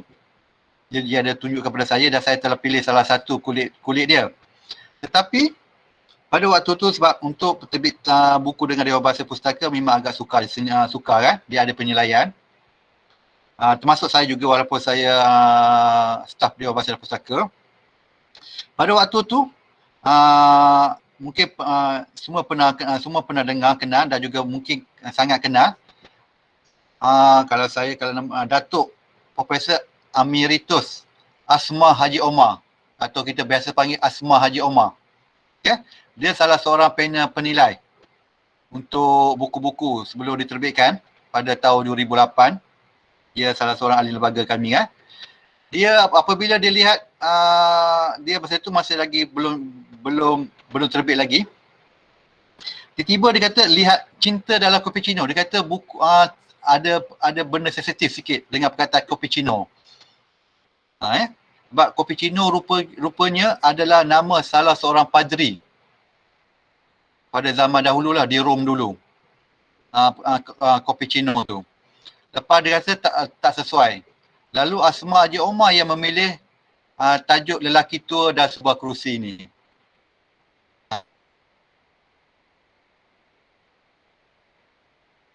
Maklum automatik editor tu maklum pada saya, kata Asma Haji Omar dia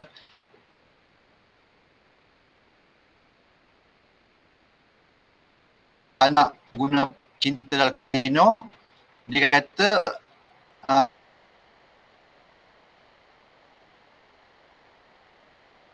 buku ni guna tajuk Lelaki Tua dan Sebuah Kerusi. Okay, tapi apa yang saya nak sampaikan dalam pada cikgu-cikgu ni, kebanyakan cerpen-cerpen dalam antologi saya ni ataupun cerpen saya yang pertama ni kebanyakan memang berbentuk simbolik. Iaitu saya nak katakan minat saya berkarya dalam bentuk tertentu.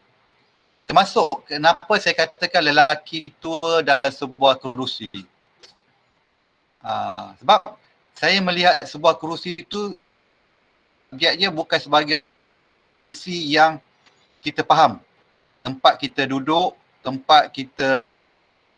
tapi saya lihat kerusi itu sebagai sebuah simbolik tentang kuasa.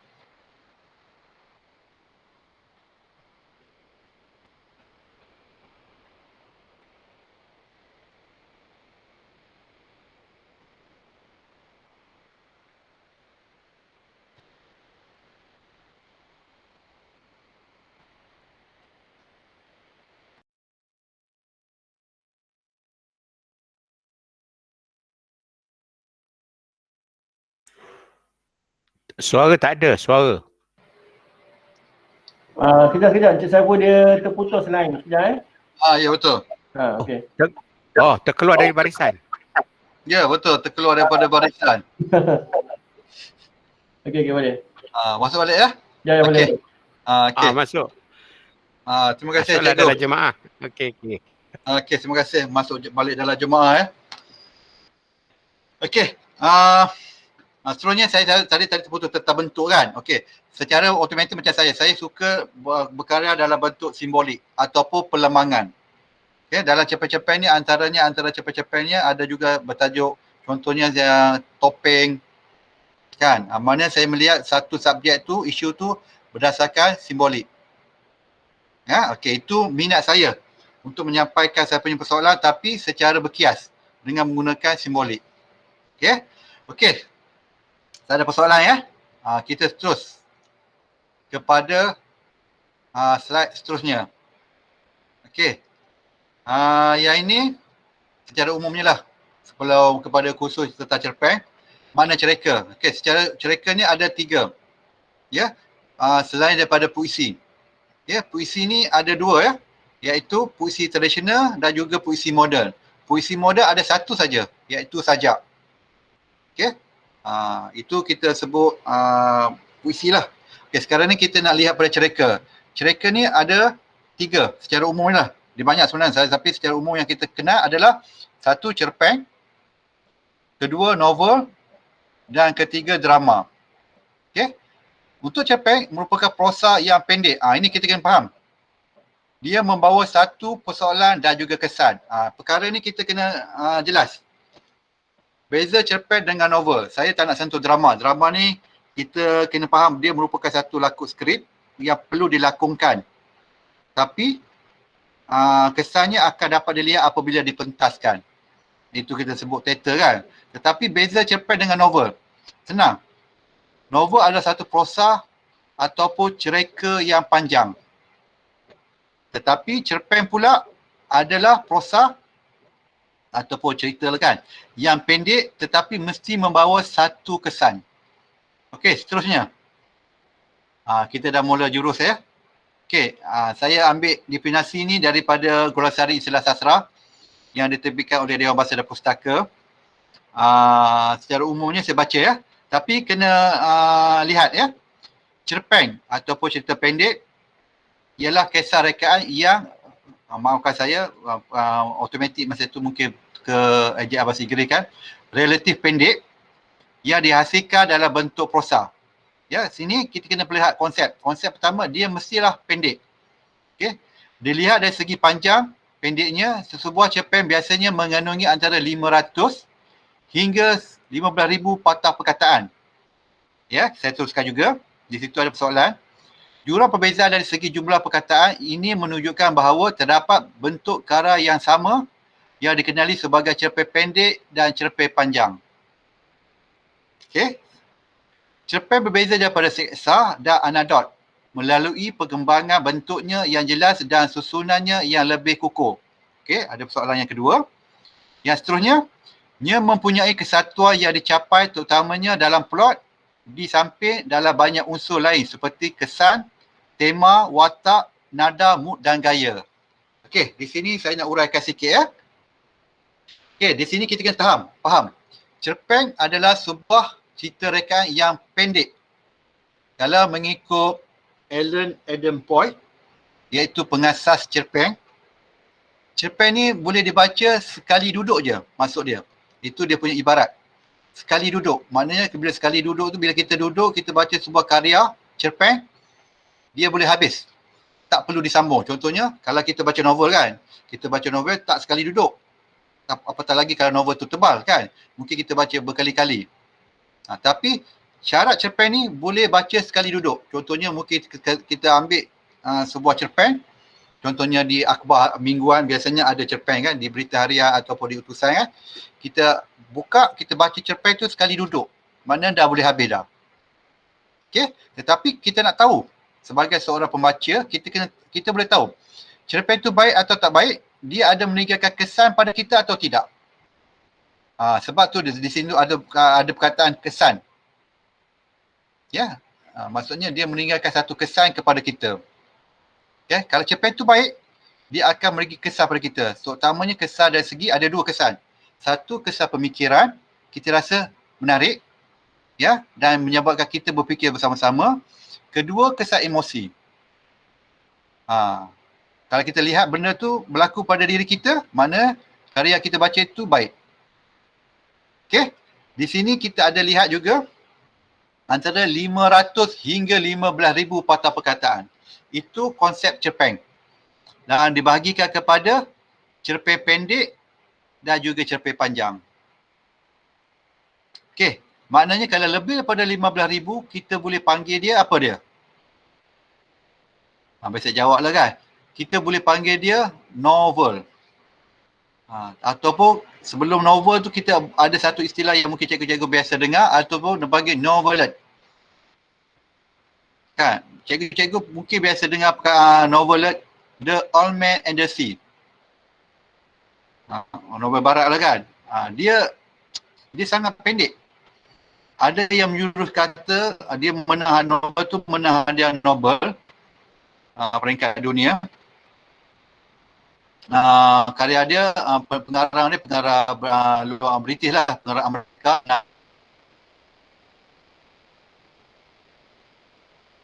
Nama dia, okay.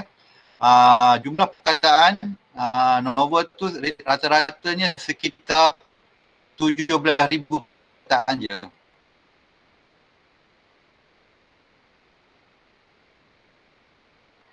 Dia disebut sebagai novelette. Sebab dia dah ada yang kata itu sebuah cerpen panjang. Tetapi apabila lihat konsep patah perkataan, itu dah berjurus kepada sebuah novel atau novel.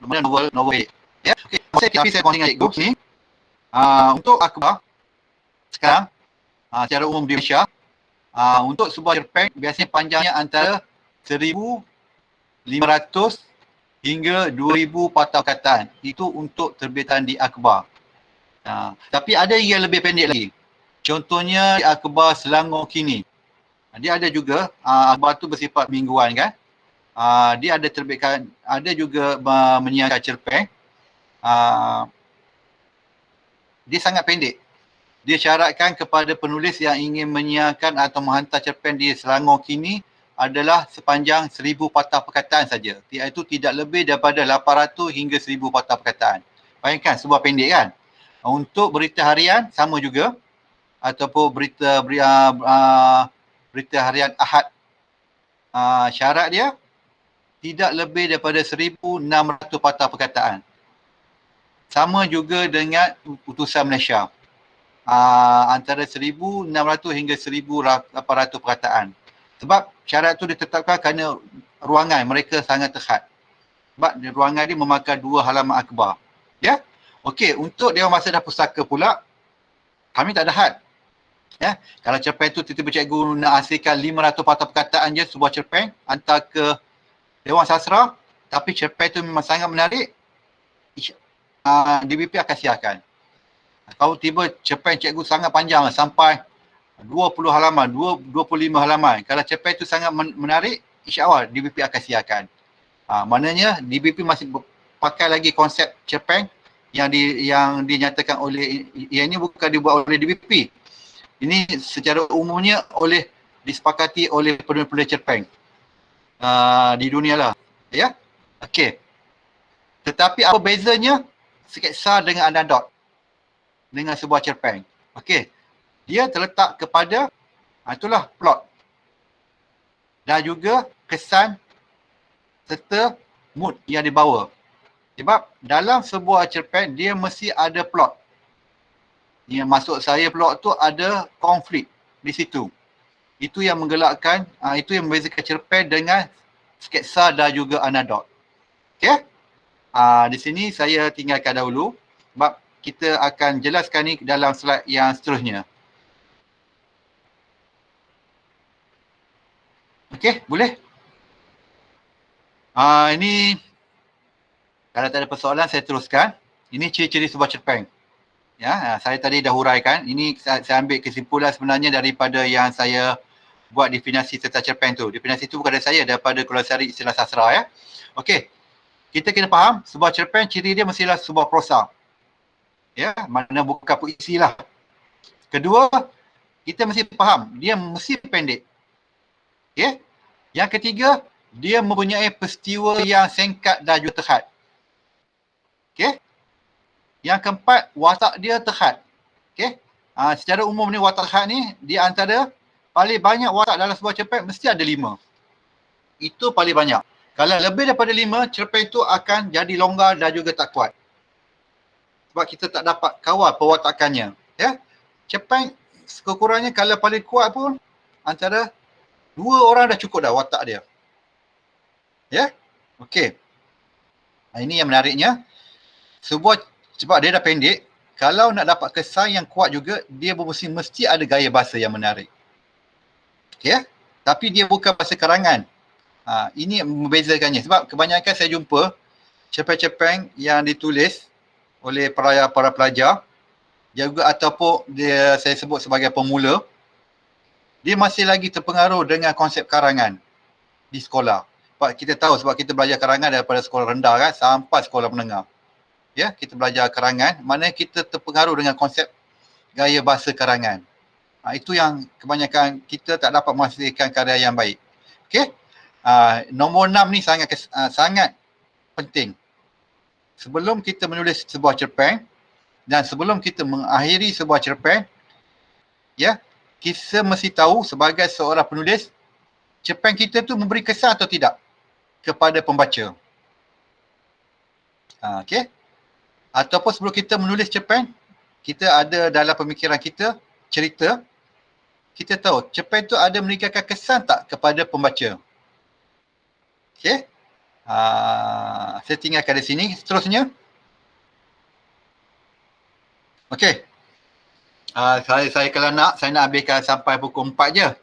Sebab saya nak bagi setengah jam tu kepada sesi soal jawab. Ya, harap-harap ada persoalan-persoalan yang timbul ya. Okey, sebab lepas ni saya pergi laju je. Sebab saya rasa cikgu-cikgu semua dah faham tentang konsep sebuah cerpen.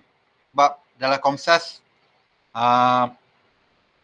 memang dah belajarkan semua benda tu kan. Cikgu-cikgu juga yang mengajar kan.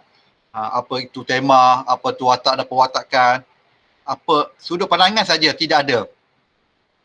Saya rasa memang setahu saya sudut pandangan tidak ada kan. Soalan ditanya tentang sudut pandangan dalam peperiksaan untuk Komsas. Ya. Plot dan teknik penceritaan, latar dan gaya bahasa. Mungkin secara umumnya cikgu-cikgu dah tahu kan. Apa tu masuk tema, watak dan perwatakan, sudut pandangan, plot dan teknik penceritaan, latar dan gaya bahasa. Okey. Itu makna automatik saya tak perlulah nak uraikan lebih banyak sendiri. Cuma saya nak kongsikan sikit, Aku Anjing ni merupakan kumpulan cerpen saya yang kedua lah yang diterbitkan oleh RTBM. Ada 15 buah cerpen di dalamnya. Okey. Itu secara lalu saja. Okey, seterusnya. Okey, saya nak beralih sedikit tentang sebuah konsep yang cikgu-cikgu faham tentang tema. Ya. Sebagai seorang pengarang, kita apabila ingin menulis sebuah cerpen, kita tak perlu fikir tema apa.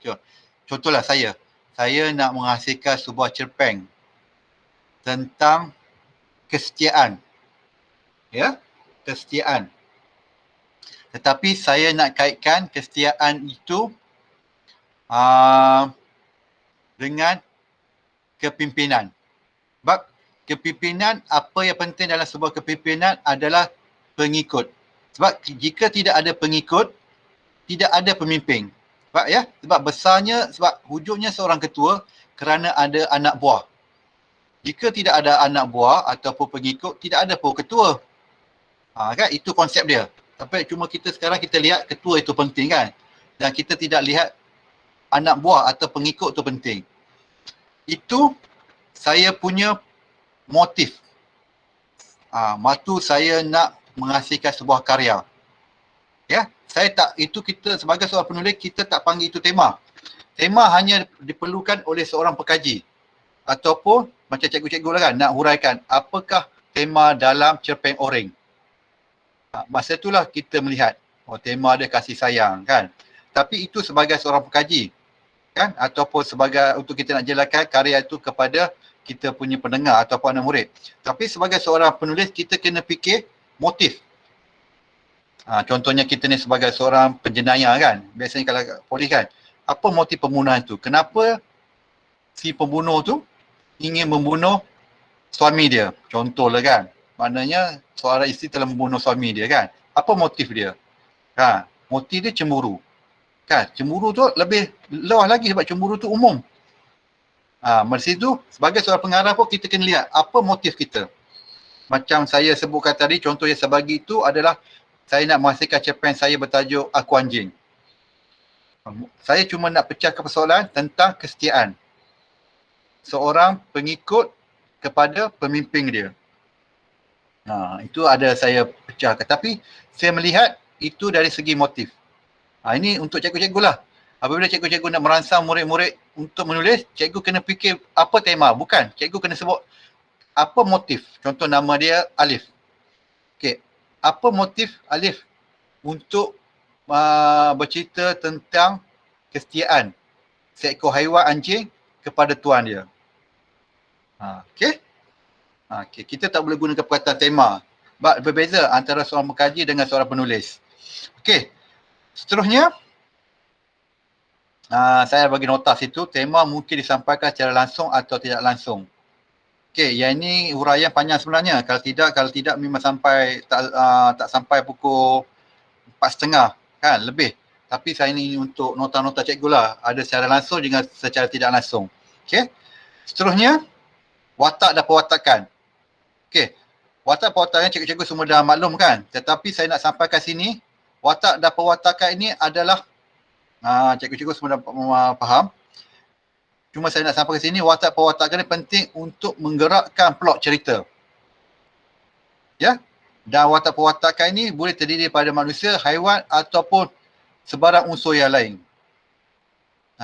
Okey. Kuman virus pun kita boleh angkat dia sebagai satu watak. Saya pernah cuba untuk mengangkat watak virus ni, virus COVID ni sebagai watak. Tetapi akhirnya cerpen saya tu menjadi dakwah. Virus COVID ni dia dakwah kepada manusia.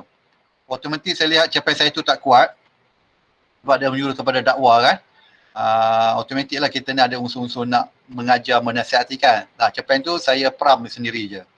Tapi saya cuba mengangkat COVID tu sebagai watak yang mengkritik tentang sikap manusia. Okey. Okey, seterusnya. Okey. Sudut pandangan. Okey, sudut pandangan ni cikgu-cikgu mungkin kalau cikgu-cikgu untuk cikgu bahasa Melayu mungkin kita ada ganti nama orang pertama, ganti nama orang kedua, ganti pertama orang ketiga. Dia sama juga. Orang pertama ni kita akan menggunakan watak tu saya, aku. Ya. Orang kedua ni kita akan guna perkataan anda, kamu kan. Tapi dalam penulisan cerpen ataupun cerita jarang orang guna watak kamu. Biasanya akan berlaku orang yang kedua, maafkan saya, orang yang pertama dengan orang yang ketiga. Jarang orang gunakan watak sudut pandangan orang kedua. Orang kedua ni macam saudara, anda kan. Biasanya kita akan guna sudut pandangan orang pertama iaitu aku, saya ataupun orang ketiga. Mereka, dia. Ya? Okey. Itu sudut pandangan yang kita boleh gunakan tapi dia ada kaitkan dengan watak dan perwatakan tu untuk kita gerakkan cerita. Okey. Seterusnya, plot. Okay, yang saya tayangkan ni ada antara kulit-kulit buku saya lah. Plot, okey. Cikgu mungkin di sekolah selalu akan ceritakan plot ialah jalan cerita. Ya. Biasanya perkataan sebab akibat adalah biasa kita sebut. Plot ni adalah jalan cerita yang ada hukum sebab akibat. Tapi sebenarnya plot ni bukan jalan cerita. Okey, plot ni adalah jalinan cerita. Dia bukan jalan. Sebab jalan ni kita pergi satu jalan dah sampai. Tapi jalinan ni dia akan ada berjalin-jalin macam kita mengait. Kan? Kita akan jalinkan satu cerita dengan cerita yang lain. Okey? Kita akan jalinkan sebab tu dia panggil jalinan. Dia bukan sebenarnya jalan. Ya, tetapi kita mesti ingat jalinan tu mesti ada sebab akibat. Contohnya kita bagi gambaran bahawa watak Mak Munah sedang mengalami sakit. Ya, mengalami ataupun dia watak Mak Munah ni menghadapi kanser. Ya, maknanya kita dah bagi pada akhir cerita kita akan nak matikan watak Munah ni, Mak Munah ni. Kerana akibat kanser lah dia akan mati. Akibat kanser, sebab kanser dia akibatnya dia mati. Itu mana kita dah siap sedia. Jangan tiba-tiba akhir cerita ya terus kita matikan watak Mak Munah tu. Di situ nanti tidak akan ada logik. Okey?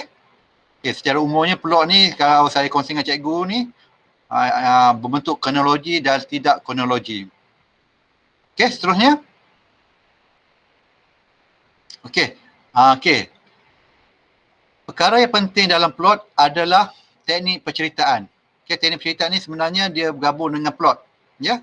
Biasanya kita sebut plot dan teknik penceritaan. Plot ni adalah jalinan cerita. Bagaimana kita nak mengembangkan cerita tersebut. Tetapi alat-alat untuk kita mengembangkan cerita tersebut, okey, ini ada umumnya saya bagi ada satu imbas kembali. Imbas kembali biasanya kita ingat kita akan cerita perkara yang telah berlaku.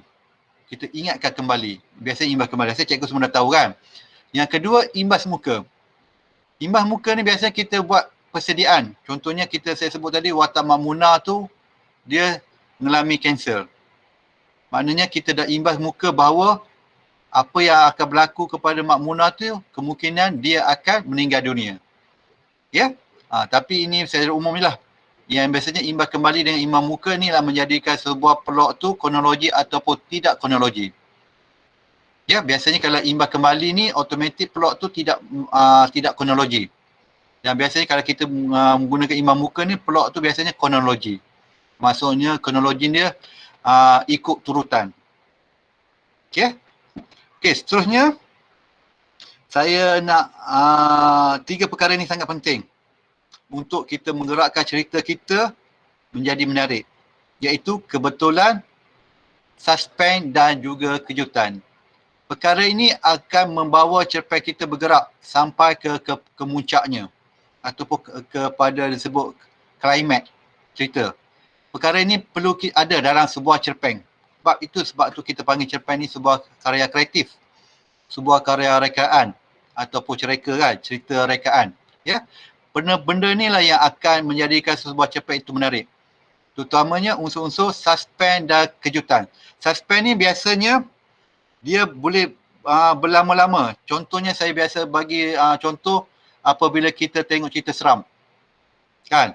Kita lihat ada tapak kaki berjalan, kita lihat ada bayang-bayang kan. Itu ada unsur-unsur suspens. Dia bergerak perlahan. Tetapi kejutan ni lah tiba-tiba tersembur sebuah wajah lembaga. Itu kejutan. Kejutan biasanya tiba-tiba kejutan ni memang sangat-sangat menarik dalam sebuah karya. Baik kadar cerpen, novel, drama maupun karya filem yang kita tonton. Ya. Kejutan ni biasanya perlu seorang penulis tu bijak menimbulkan kejutan-kejutannya. Okey? Okey, pemberian dialog, monolog dan monolog dalaman ni antara alat penceritaan yang kita boleh kembangkan cerita tu. Pemberian ni kita bercerita saja. Kan? Kita tak gunakan dialog. Ya, tapi dialog ni kita hujukkan dialog ni biasanya dia ada tanda kutip, kan? Kita cuma nak kembangkan cerita tu lagi. Tapi saya pesan di sini, jangan gunakan dialog macam dengan pembukaan cerita, Assalamualaikum, Waalaikumsalam, apa khabar, baik, nak pergi mana tu? Memang itu akan kembangkan cerita. Tetapi itu juga melemahkan cerita. Ya, apabila seseorang pembaca sekarang ni, kita semua dah tahu, semuanya kita dah ni, bila kita ada pembuka cerita macam itu, automatik kita tak akan baca. Rugilah kan kalau karya kita tak ada siapa baca. Ya, monolog dan monolog dalaman ni ada beza. Monolog ni benda yang seperti kita berbisik. Kan? Tapi kita lapaskan pada diri kita sendiri. Apa yang bezanya adalah monolog dalaman ni adalah suara hati kita. Ataupun yang kita cerita sendiri tetapi suara hati kita dapat dibaca oleh pembaca kita. Ya, ada satu lagi dipanggil aliran kesedaran. Aliran kesedaran ni agak sukar juga cikgu-cikgu nak terapkan, sebab tu saya tak nak kongsikan. Ya, ada kesedaran ni biasanya kita boleh ambil satu watak yang betul-betul psikologi. Ya, dia berbeza sendiri aliran kesedaran ni. Okey, kalau nak baca aliran kesedaran ni banyak novel-novel yang ditulis oleh Syahno Ahmad, sastrawan negara kita yang hujung-hujung. Ya, maksudnya hujung-hujung tu waktu dia di usia-usia akhir dia banyak menghasilkan novel-novel yang berbentuk bukan menurut dalaman. Kalau saya dipanggil dia aliran kesedaran. Iaitu digunakan pemikiran dia untuk menyampaikan cerita dia. Dan cerita dia memang susah kita nak kawal. Ya? Okey. Itu memang betul-betul orang yang dah berpengalaman lah dalam bidang penulisan. Okey, seterusnya. Okey. Ini saya cuma sedikit selingan lah ataupun iklan kan. Ini antara kumpulan cerpen saya terbaru yang terbit pada tahun 2020. Ada 20 buah cerpen. Tajuk dia tentang memberikan telinga. Okey. Okey, seterusnya. Okey, saya terus kepada teknik penceritaan. Okey, maafkan saya. Sebenarnya bukan tentang salah je seterusnya. Okey, latar. Mungkin ada tadi mungkin berlapis kan. Okey. Latar ni secara konsepnya dia untuk mengembangkan sebuah plot. Saya beritahu latar ni tujuan dia kita dapat kembangkan plotnya dengan kita melukiskan keadaan. Contohnya kita nak melukiskan tempat tu macam mana, contohnya kita nak melukiskan keadaan taman. Kita cuba bagi gambaran taman tu macam mana. Itu yang kita perlukan imajinasi tu. Kita menjadi sebagai seorang pelukis ya. Seterusnya latar juga ada latar masa. Kita dalam cerpen juga kita kena beritahu bahawa bila berlaku benda tu. Waktu pagi ke waktu petang, sebab tu kadang-kadang mereka akan gambarkan fajar perlahan menyingsing kan. Menandakan, ini klasik sikit lah kan, menandakan pagi akan menjelma tidak lama lagi. Manakala kita dah beritahu pembaca bahawa benda tu berlaku pada waktu pagi. Ataupun cahaya bulan kan yang sama-sama menyebabkan hati ni merasa sangat sepi. Kita dah bagi gambaran pembaca bahawa benda tu berlaku pada waktu malam. Mustahil bulan pada waktu siang kan, walaupun kita tahu ada bulan kesiangan. Okey, tapi ini yang paling kuat. Latar bukan saja latar tempat, latar masa ni kita faham. Latar juga melibatkan masyarakat. Maksudnya latar dan masyarakat ni kita menggambarkan budaya. Sebab tu kadang-kadang dalam cerpen tu kita lihat, kita juga makan Aminah kan menyuap nasi ke mulut perlahan-lahan ke mulutnya. Maknanya kita beritahu bahawa itu adalah masyarakat Melayu yang makan menggunakan tangan. Ya, secara umumnya. Ya, maknanya walaupun benda tu kita sikit je kita nak sampaikan, tetapi bagi kita pengarang kita tak rasa apa-apa. Tetapi bagi pekaji luar negara, dia lihat Aminah perlahan-lahan menyuapkan nasi dia ke dalam mulutnya. Bagi Mak Saleh, yang kalau dia seorang pengkaji kata, menariknya. Sebab mereka tak gunakan tangan untuk makan. Dan mereka pun tak ada perkataan menyuap. Kan? Okey. Itu kita menggambarkan masyarakat. Sebab itu, karya sastra ni menjadi perakam sebagi pemikiran dan juga kehidupan sesebuah bangsa ni. Sebab itu saya nak kongsi sikit. Kalau cikgu-cikgu pun tahu kan, pantun kita telah diiktiraf oleh UNESCO sebagai warisan dunia. Tapi dia diiktiraf sebagai warisan tidak ketara. Maksud saya warisan tidak ketara tu warisan yang tidak nampak. Maksudnya tidak ketara tu bukan tidak bernilai. Maksudnya warisan yang tidak nampak. Tetapi mengandungi satu elemen budaya dan juga pemikiran sesuatu bangsa dia. Okey, contohnya macam inilah. Saya bagi contoh lebih jelas. Kita sekarang merupakan sistem beraja ya. Setiap negara kita, Selangor, Perak, Pahang, Kedah, kan, Johor, kita ada sistem beraja. Okey. Kita percaya bahawa kita dulu negara-negara tanah Melayu ni ada raja dia. Okey. Dan kita tahu bahawa ada satu dokumen yang menyatakan asas sebuah negeri adalah dihujukkan oleh seorang raja dengan adanya sistem-sistem tertentu. Berbeza antara sebuah negeri dengan sebuah negeri. Saya nak, ini soal cepu mas kan? Okey, sampai sekarang juga akan menjadi rujukan. Karya apakah, macam soalan pula kan, yang menjadi bukti bahawa di tanah Melayu ni, okay, kerajaan kita adalah kerajaan beraja. Apa dia? Ada tak bukti?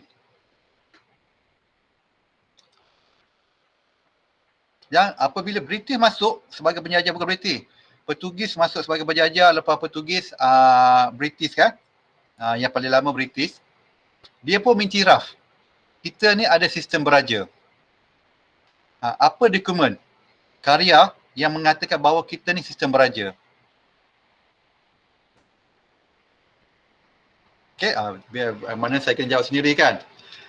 Okey, salah sila pula. Dia panggil Sulalatul Salating. Okey, ataupun kita dikenali sebagai sejarah Melayu. Yang kalau ikut dikarang oleh Malay History. Bahasa Inggeris ya. Malay History, sejarah Melayu lah. Betul lah tu, sejarah Melayu lah. Ada yang bagi check kat dekat kita, sejarah Melayu, Malay Story ataupun sejarah Melayu. Itu menjadikan dokumen rujukan bukan saja oleh ahli sejarah tetapi oleh perlembagaan.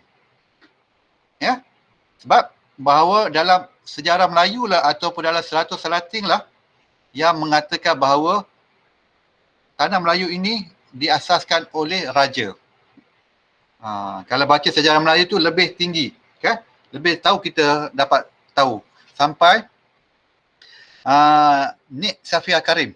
Okay? Memang kalau nak baca sejarah Melayu ni kita tak faham sebab dia menggunakan bahasa Melayu abad yang ke-16.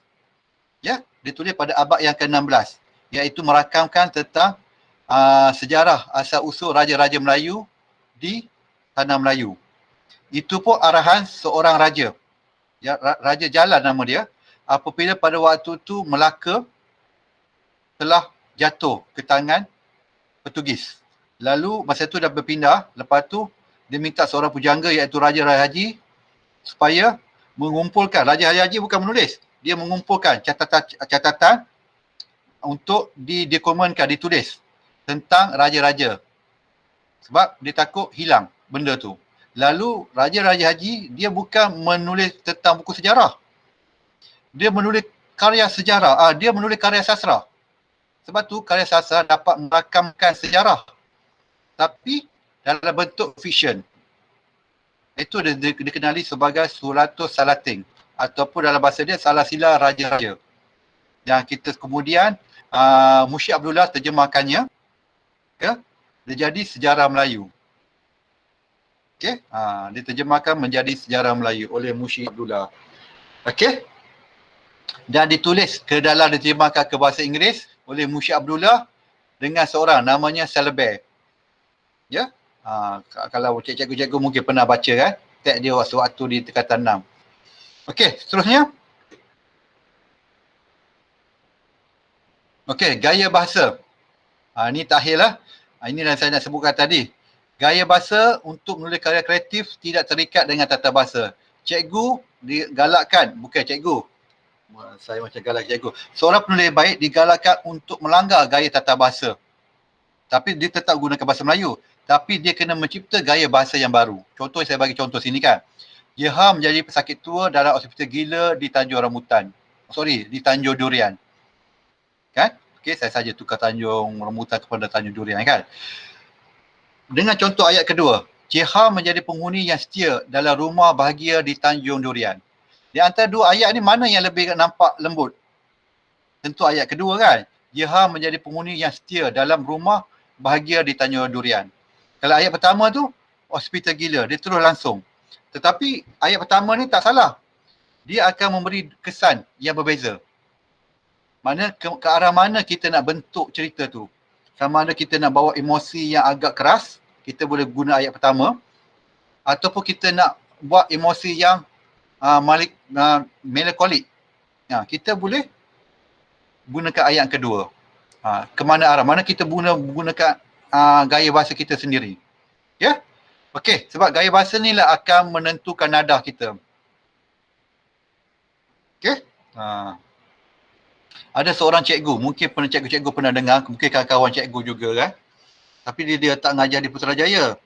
Dia ngajar di Banting tak salah saya. Nama dia Sri Rahayu Yusof. Sri Rahayu Yusof. Dia memang antara penulis yang baik. Penulis itu seorang guru juga. Okay. Kalau menarik tentang dia, setiap kali dia menulis, dia akan mendengar muzik. Maknanya muzik kan, lagu lah. Maknanya automatik, daripada muzik itu akan menimbulkan mood dan juga nada sewaktu dia menulis. Okey? Okey, seterusnya. Okey, ini sebagai rumusan. Memang dah akhir lah, saya janji tadi pukul 4 tadi kan. Dah juga dah masuk 4 suku dah, 4.15. Okey. Rumusan inilah saya harap cikgu jadi pegangan ya. Sebenarnya apa yang saya ceritakan sekarang ni, yang penting rumusan ni ya. Okey.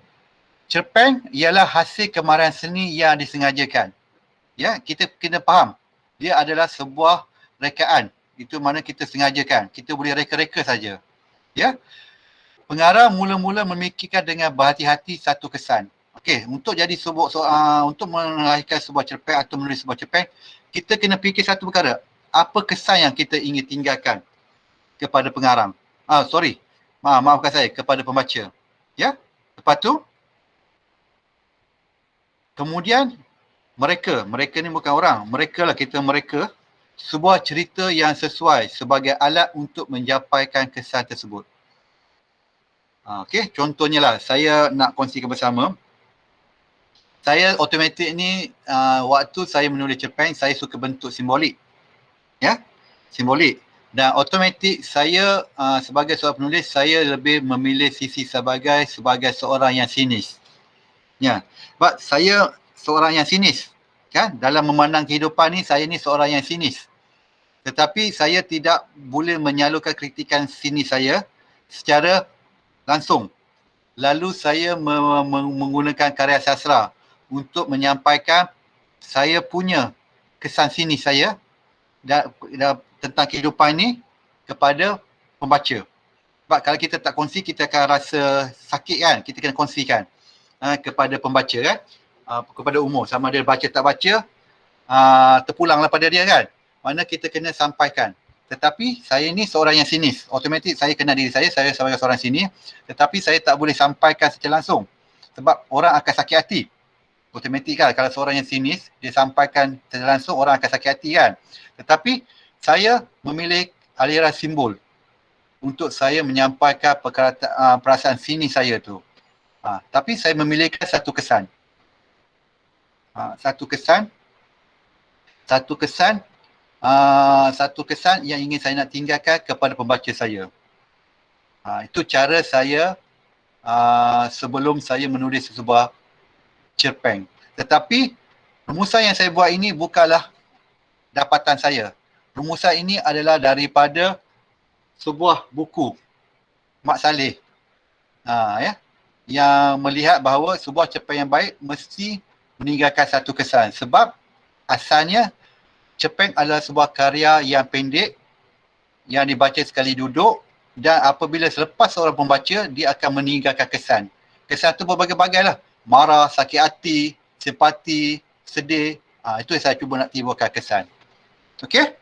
Itu saja perkongsian saya untuk menimbulkan minat cikgu-cikgu dalam bidang penulisan cerpen. Okey? Mungkin dalam masa berbaki 15 minit ni, kita pun dekat nak berbuka puasa kan. Saya pun kalau ikut waktu pejabat saya pukul 4 saja. Sebab kita bulan puasa ni, Jabatan Kerajaan boleh ada waktu, dia panggil waktu apa ke. Dipendekkan waktu kan. Dipendekkan waktu rehat, maknanya boleh pulang awal lah. Okey. Saya buka kepada Tuan Faizal, Cik Faizal dan juga cikgu-cikgu lain. Jika ada persoalan ataupun ada pandangan. Silakan. Okay, saya buka pada cikgu-cikgu kalau ada soalan dulu. Cuma mungkin saya boleh tanya kot. Saya ni sebenarnya bukan guru bahasa. Kalau untuk sekolah menengah Cik Saiful, biasanya kalau macam panjang perkataan tu berapa yang sesuai lah. Kalau kita tengok tadi boleh sampai up to 15,000 kan. Katalah murid ni nak masuk pertandingan kan, yang sesuai biasanya. Okey, untuk sekolah menengah kan, kalau ikut karangan sekolah menengah pun 360 patah perkataannya karangan kan? Betul ke? Kalau tak salah saya lah. Untuk SPM berapa Boleh bantu saya tak? Dah lama tinggal SPM dah. Kalau ikut SPM dulu karangan berapa 360 ke? Okey. Boleh respon dulu. Boleh respon. Saya pun dah lama tinggal SPM lah. Yang terkini tak boleh lebih 350 patah perkataan. Ya, terkini SPM. SPM cikgu? Ya, SPM tak boleh lebih daripada 350 yang terkini. Oh, 350. Dulu 360 kan? Dulu panjang lagi okey, sekarang tak boleh lebih. Format baru tak boleh lebih. Oh, untunglah sekarang Okey, bagus juga tidak lebih daripada 350 kan. Okey, untuk cerpen, untuk sekolah menengah, untuk bagi saya lah, kalau untuk ni sekurang-kurangnya 800 perkataan, tidak kurang daripada 800 patah perkataan hingga 1,200. Sebab kalau dia kurang, dia tidak dapat menguasai plot tu. Dia tidak dapat membentuk plot tu. Walaupun saya sebut tadi ada 500 kan. Tapi saya galakkan antara 800 hingga 1200 patah perkataan untuk dia menuliskan sebuah cerpen. Okey?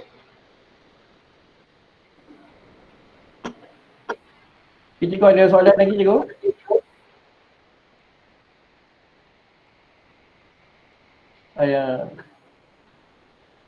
Okey, ada soalan lagi?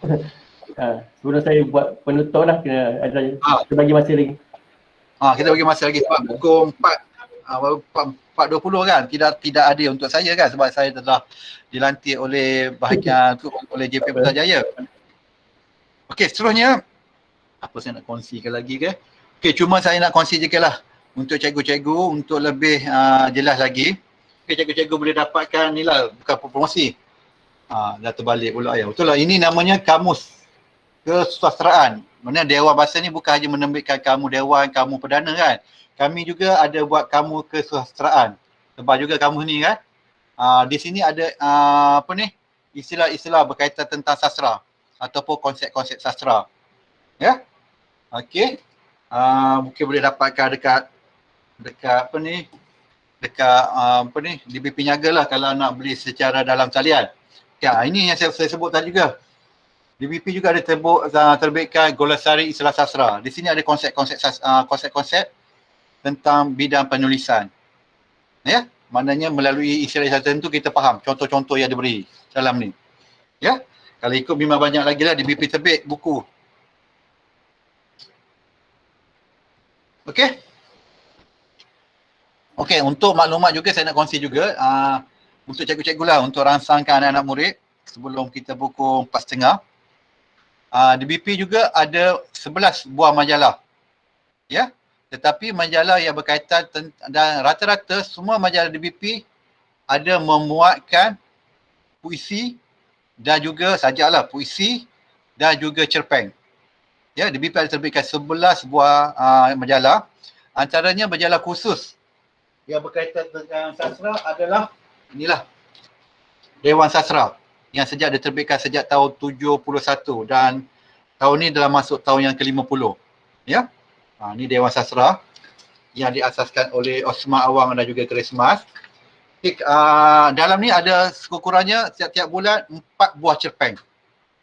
Tapi untuk tembus ke dalam Dewan Sastra memang sangat sukar lah. Ada satu lagi majalah.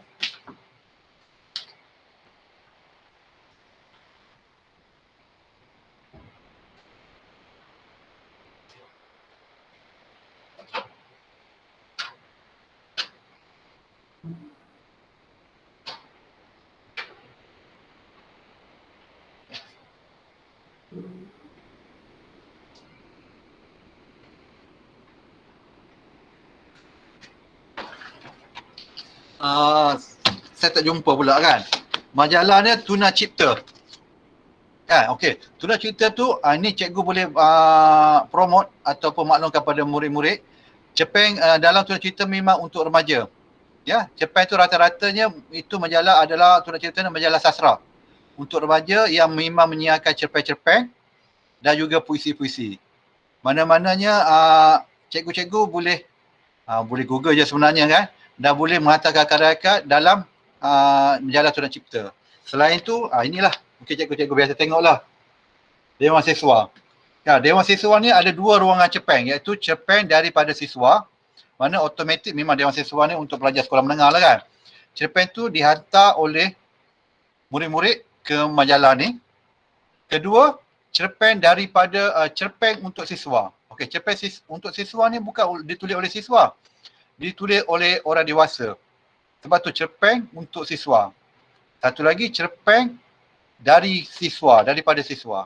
Okay, contoh cikgu-cikgu nak tulis cerpen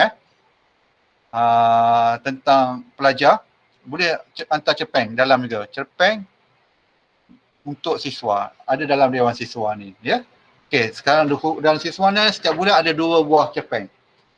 Okay, selain itu memang banyaklah. Macam majalah Dewan Budaya, semuanya ada cerpen. Contohnya cikgu lah kan, berminat untuk tulis cerpen, Sekarang mudah, cikgu boleh Google je, pergi laman web Dewan Bahasa dan Pustaka, di situ ada nama editor dan juga email editor dia. Cikgu boleh emailkan cerpen karya cikgu tu. Okey. Itu saja saya nak kongsikan. Yang lain-lain ada tak?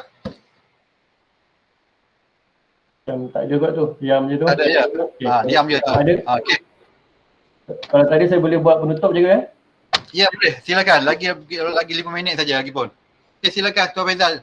Okey, saya akhirnya saya nak ucapkan terima kasih kepada Tuan Faizal khususnya dan juga JPN Putrajaya yang sudi menanti saya dan berkongsi sikit pengalaman dan pengetahuan dengan cikgu-cikgu di Putrajaya. Dan selebihnya saya ingin mohon maaf sepanjang saya memberi ceramah ni. Mungkin ada tersalah kata ataupun ada 2-3 perkara yang rasa tidak sesuai dengan pemikiran cikgu. Mungkin cikgu-cikgu boleh itulah berkongsi dengan saya di lain masa.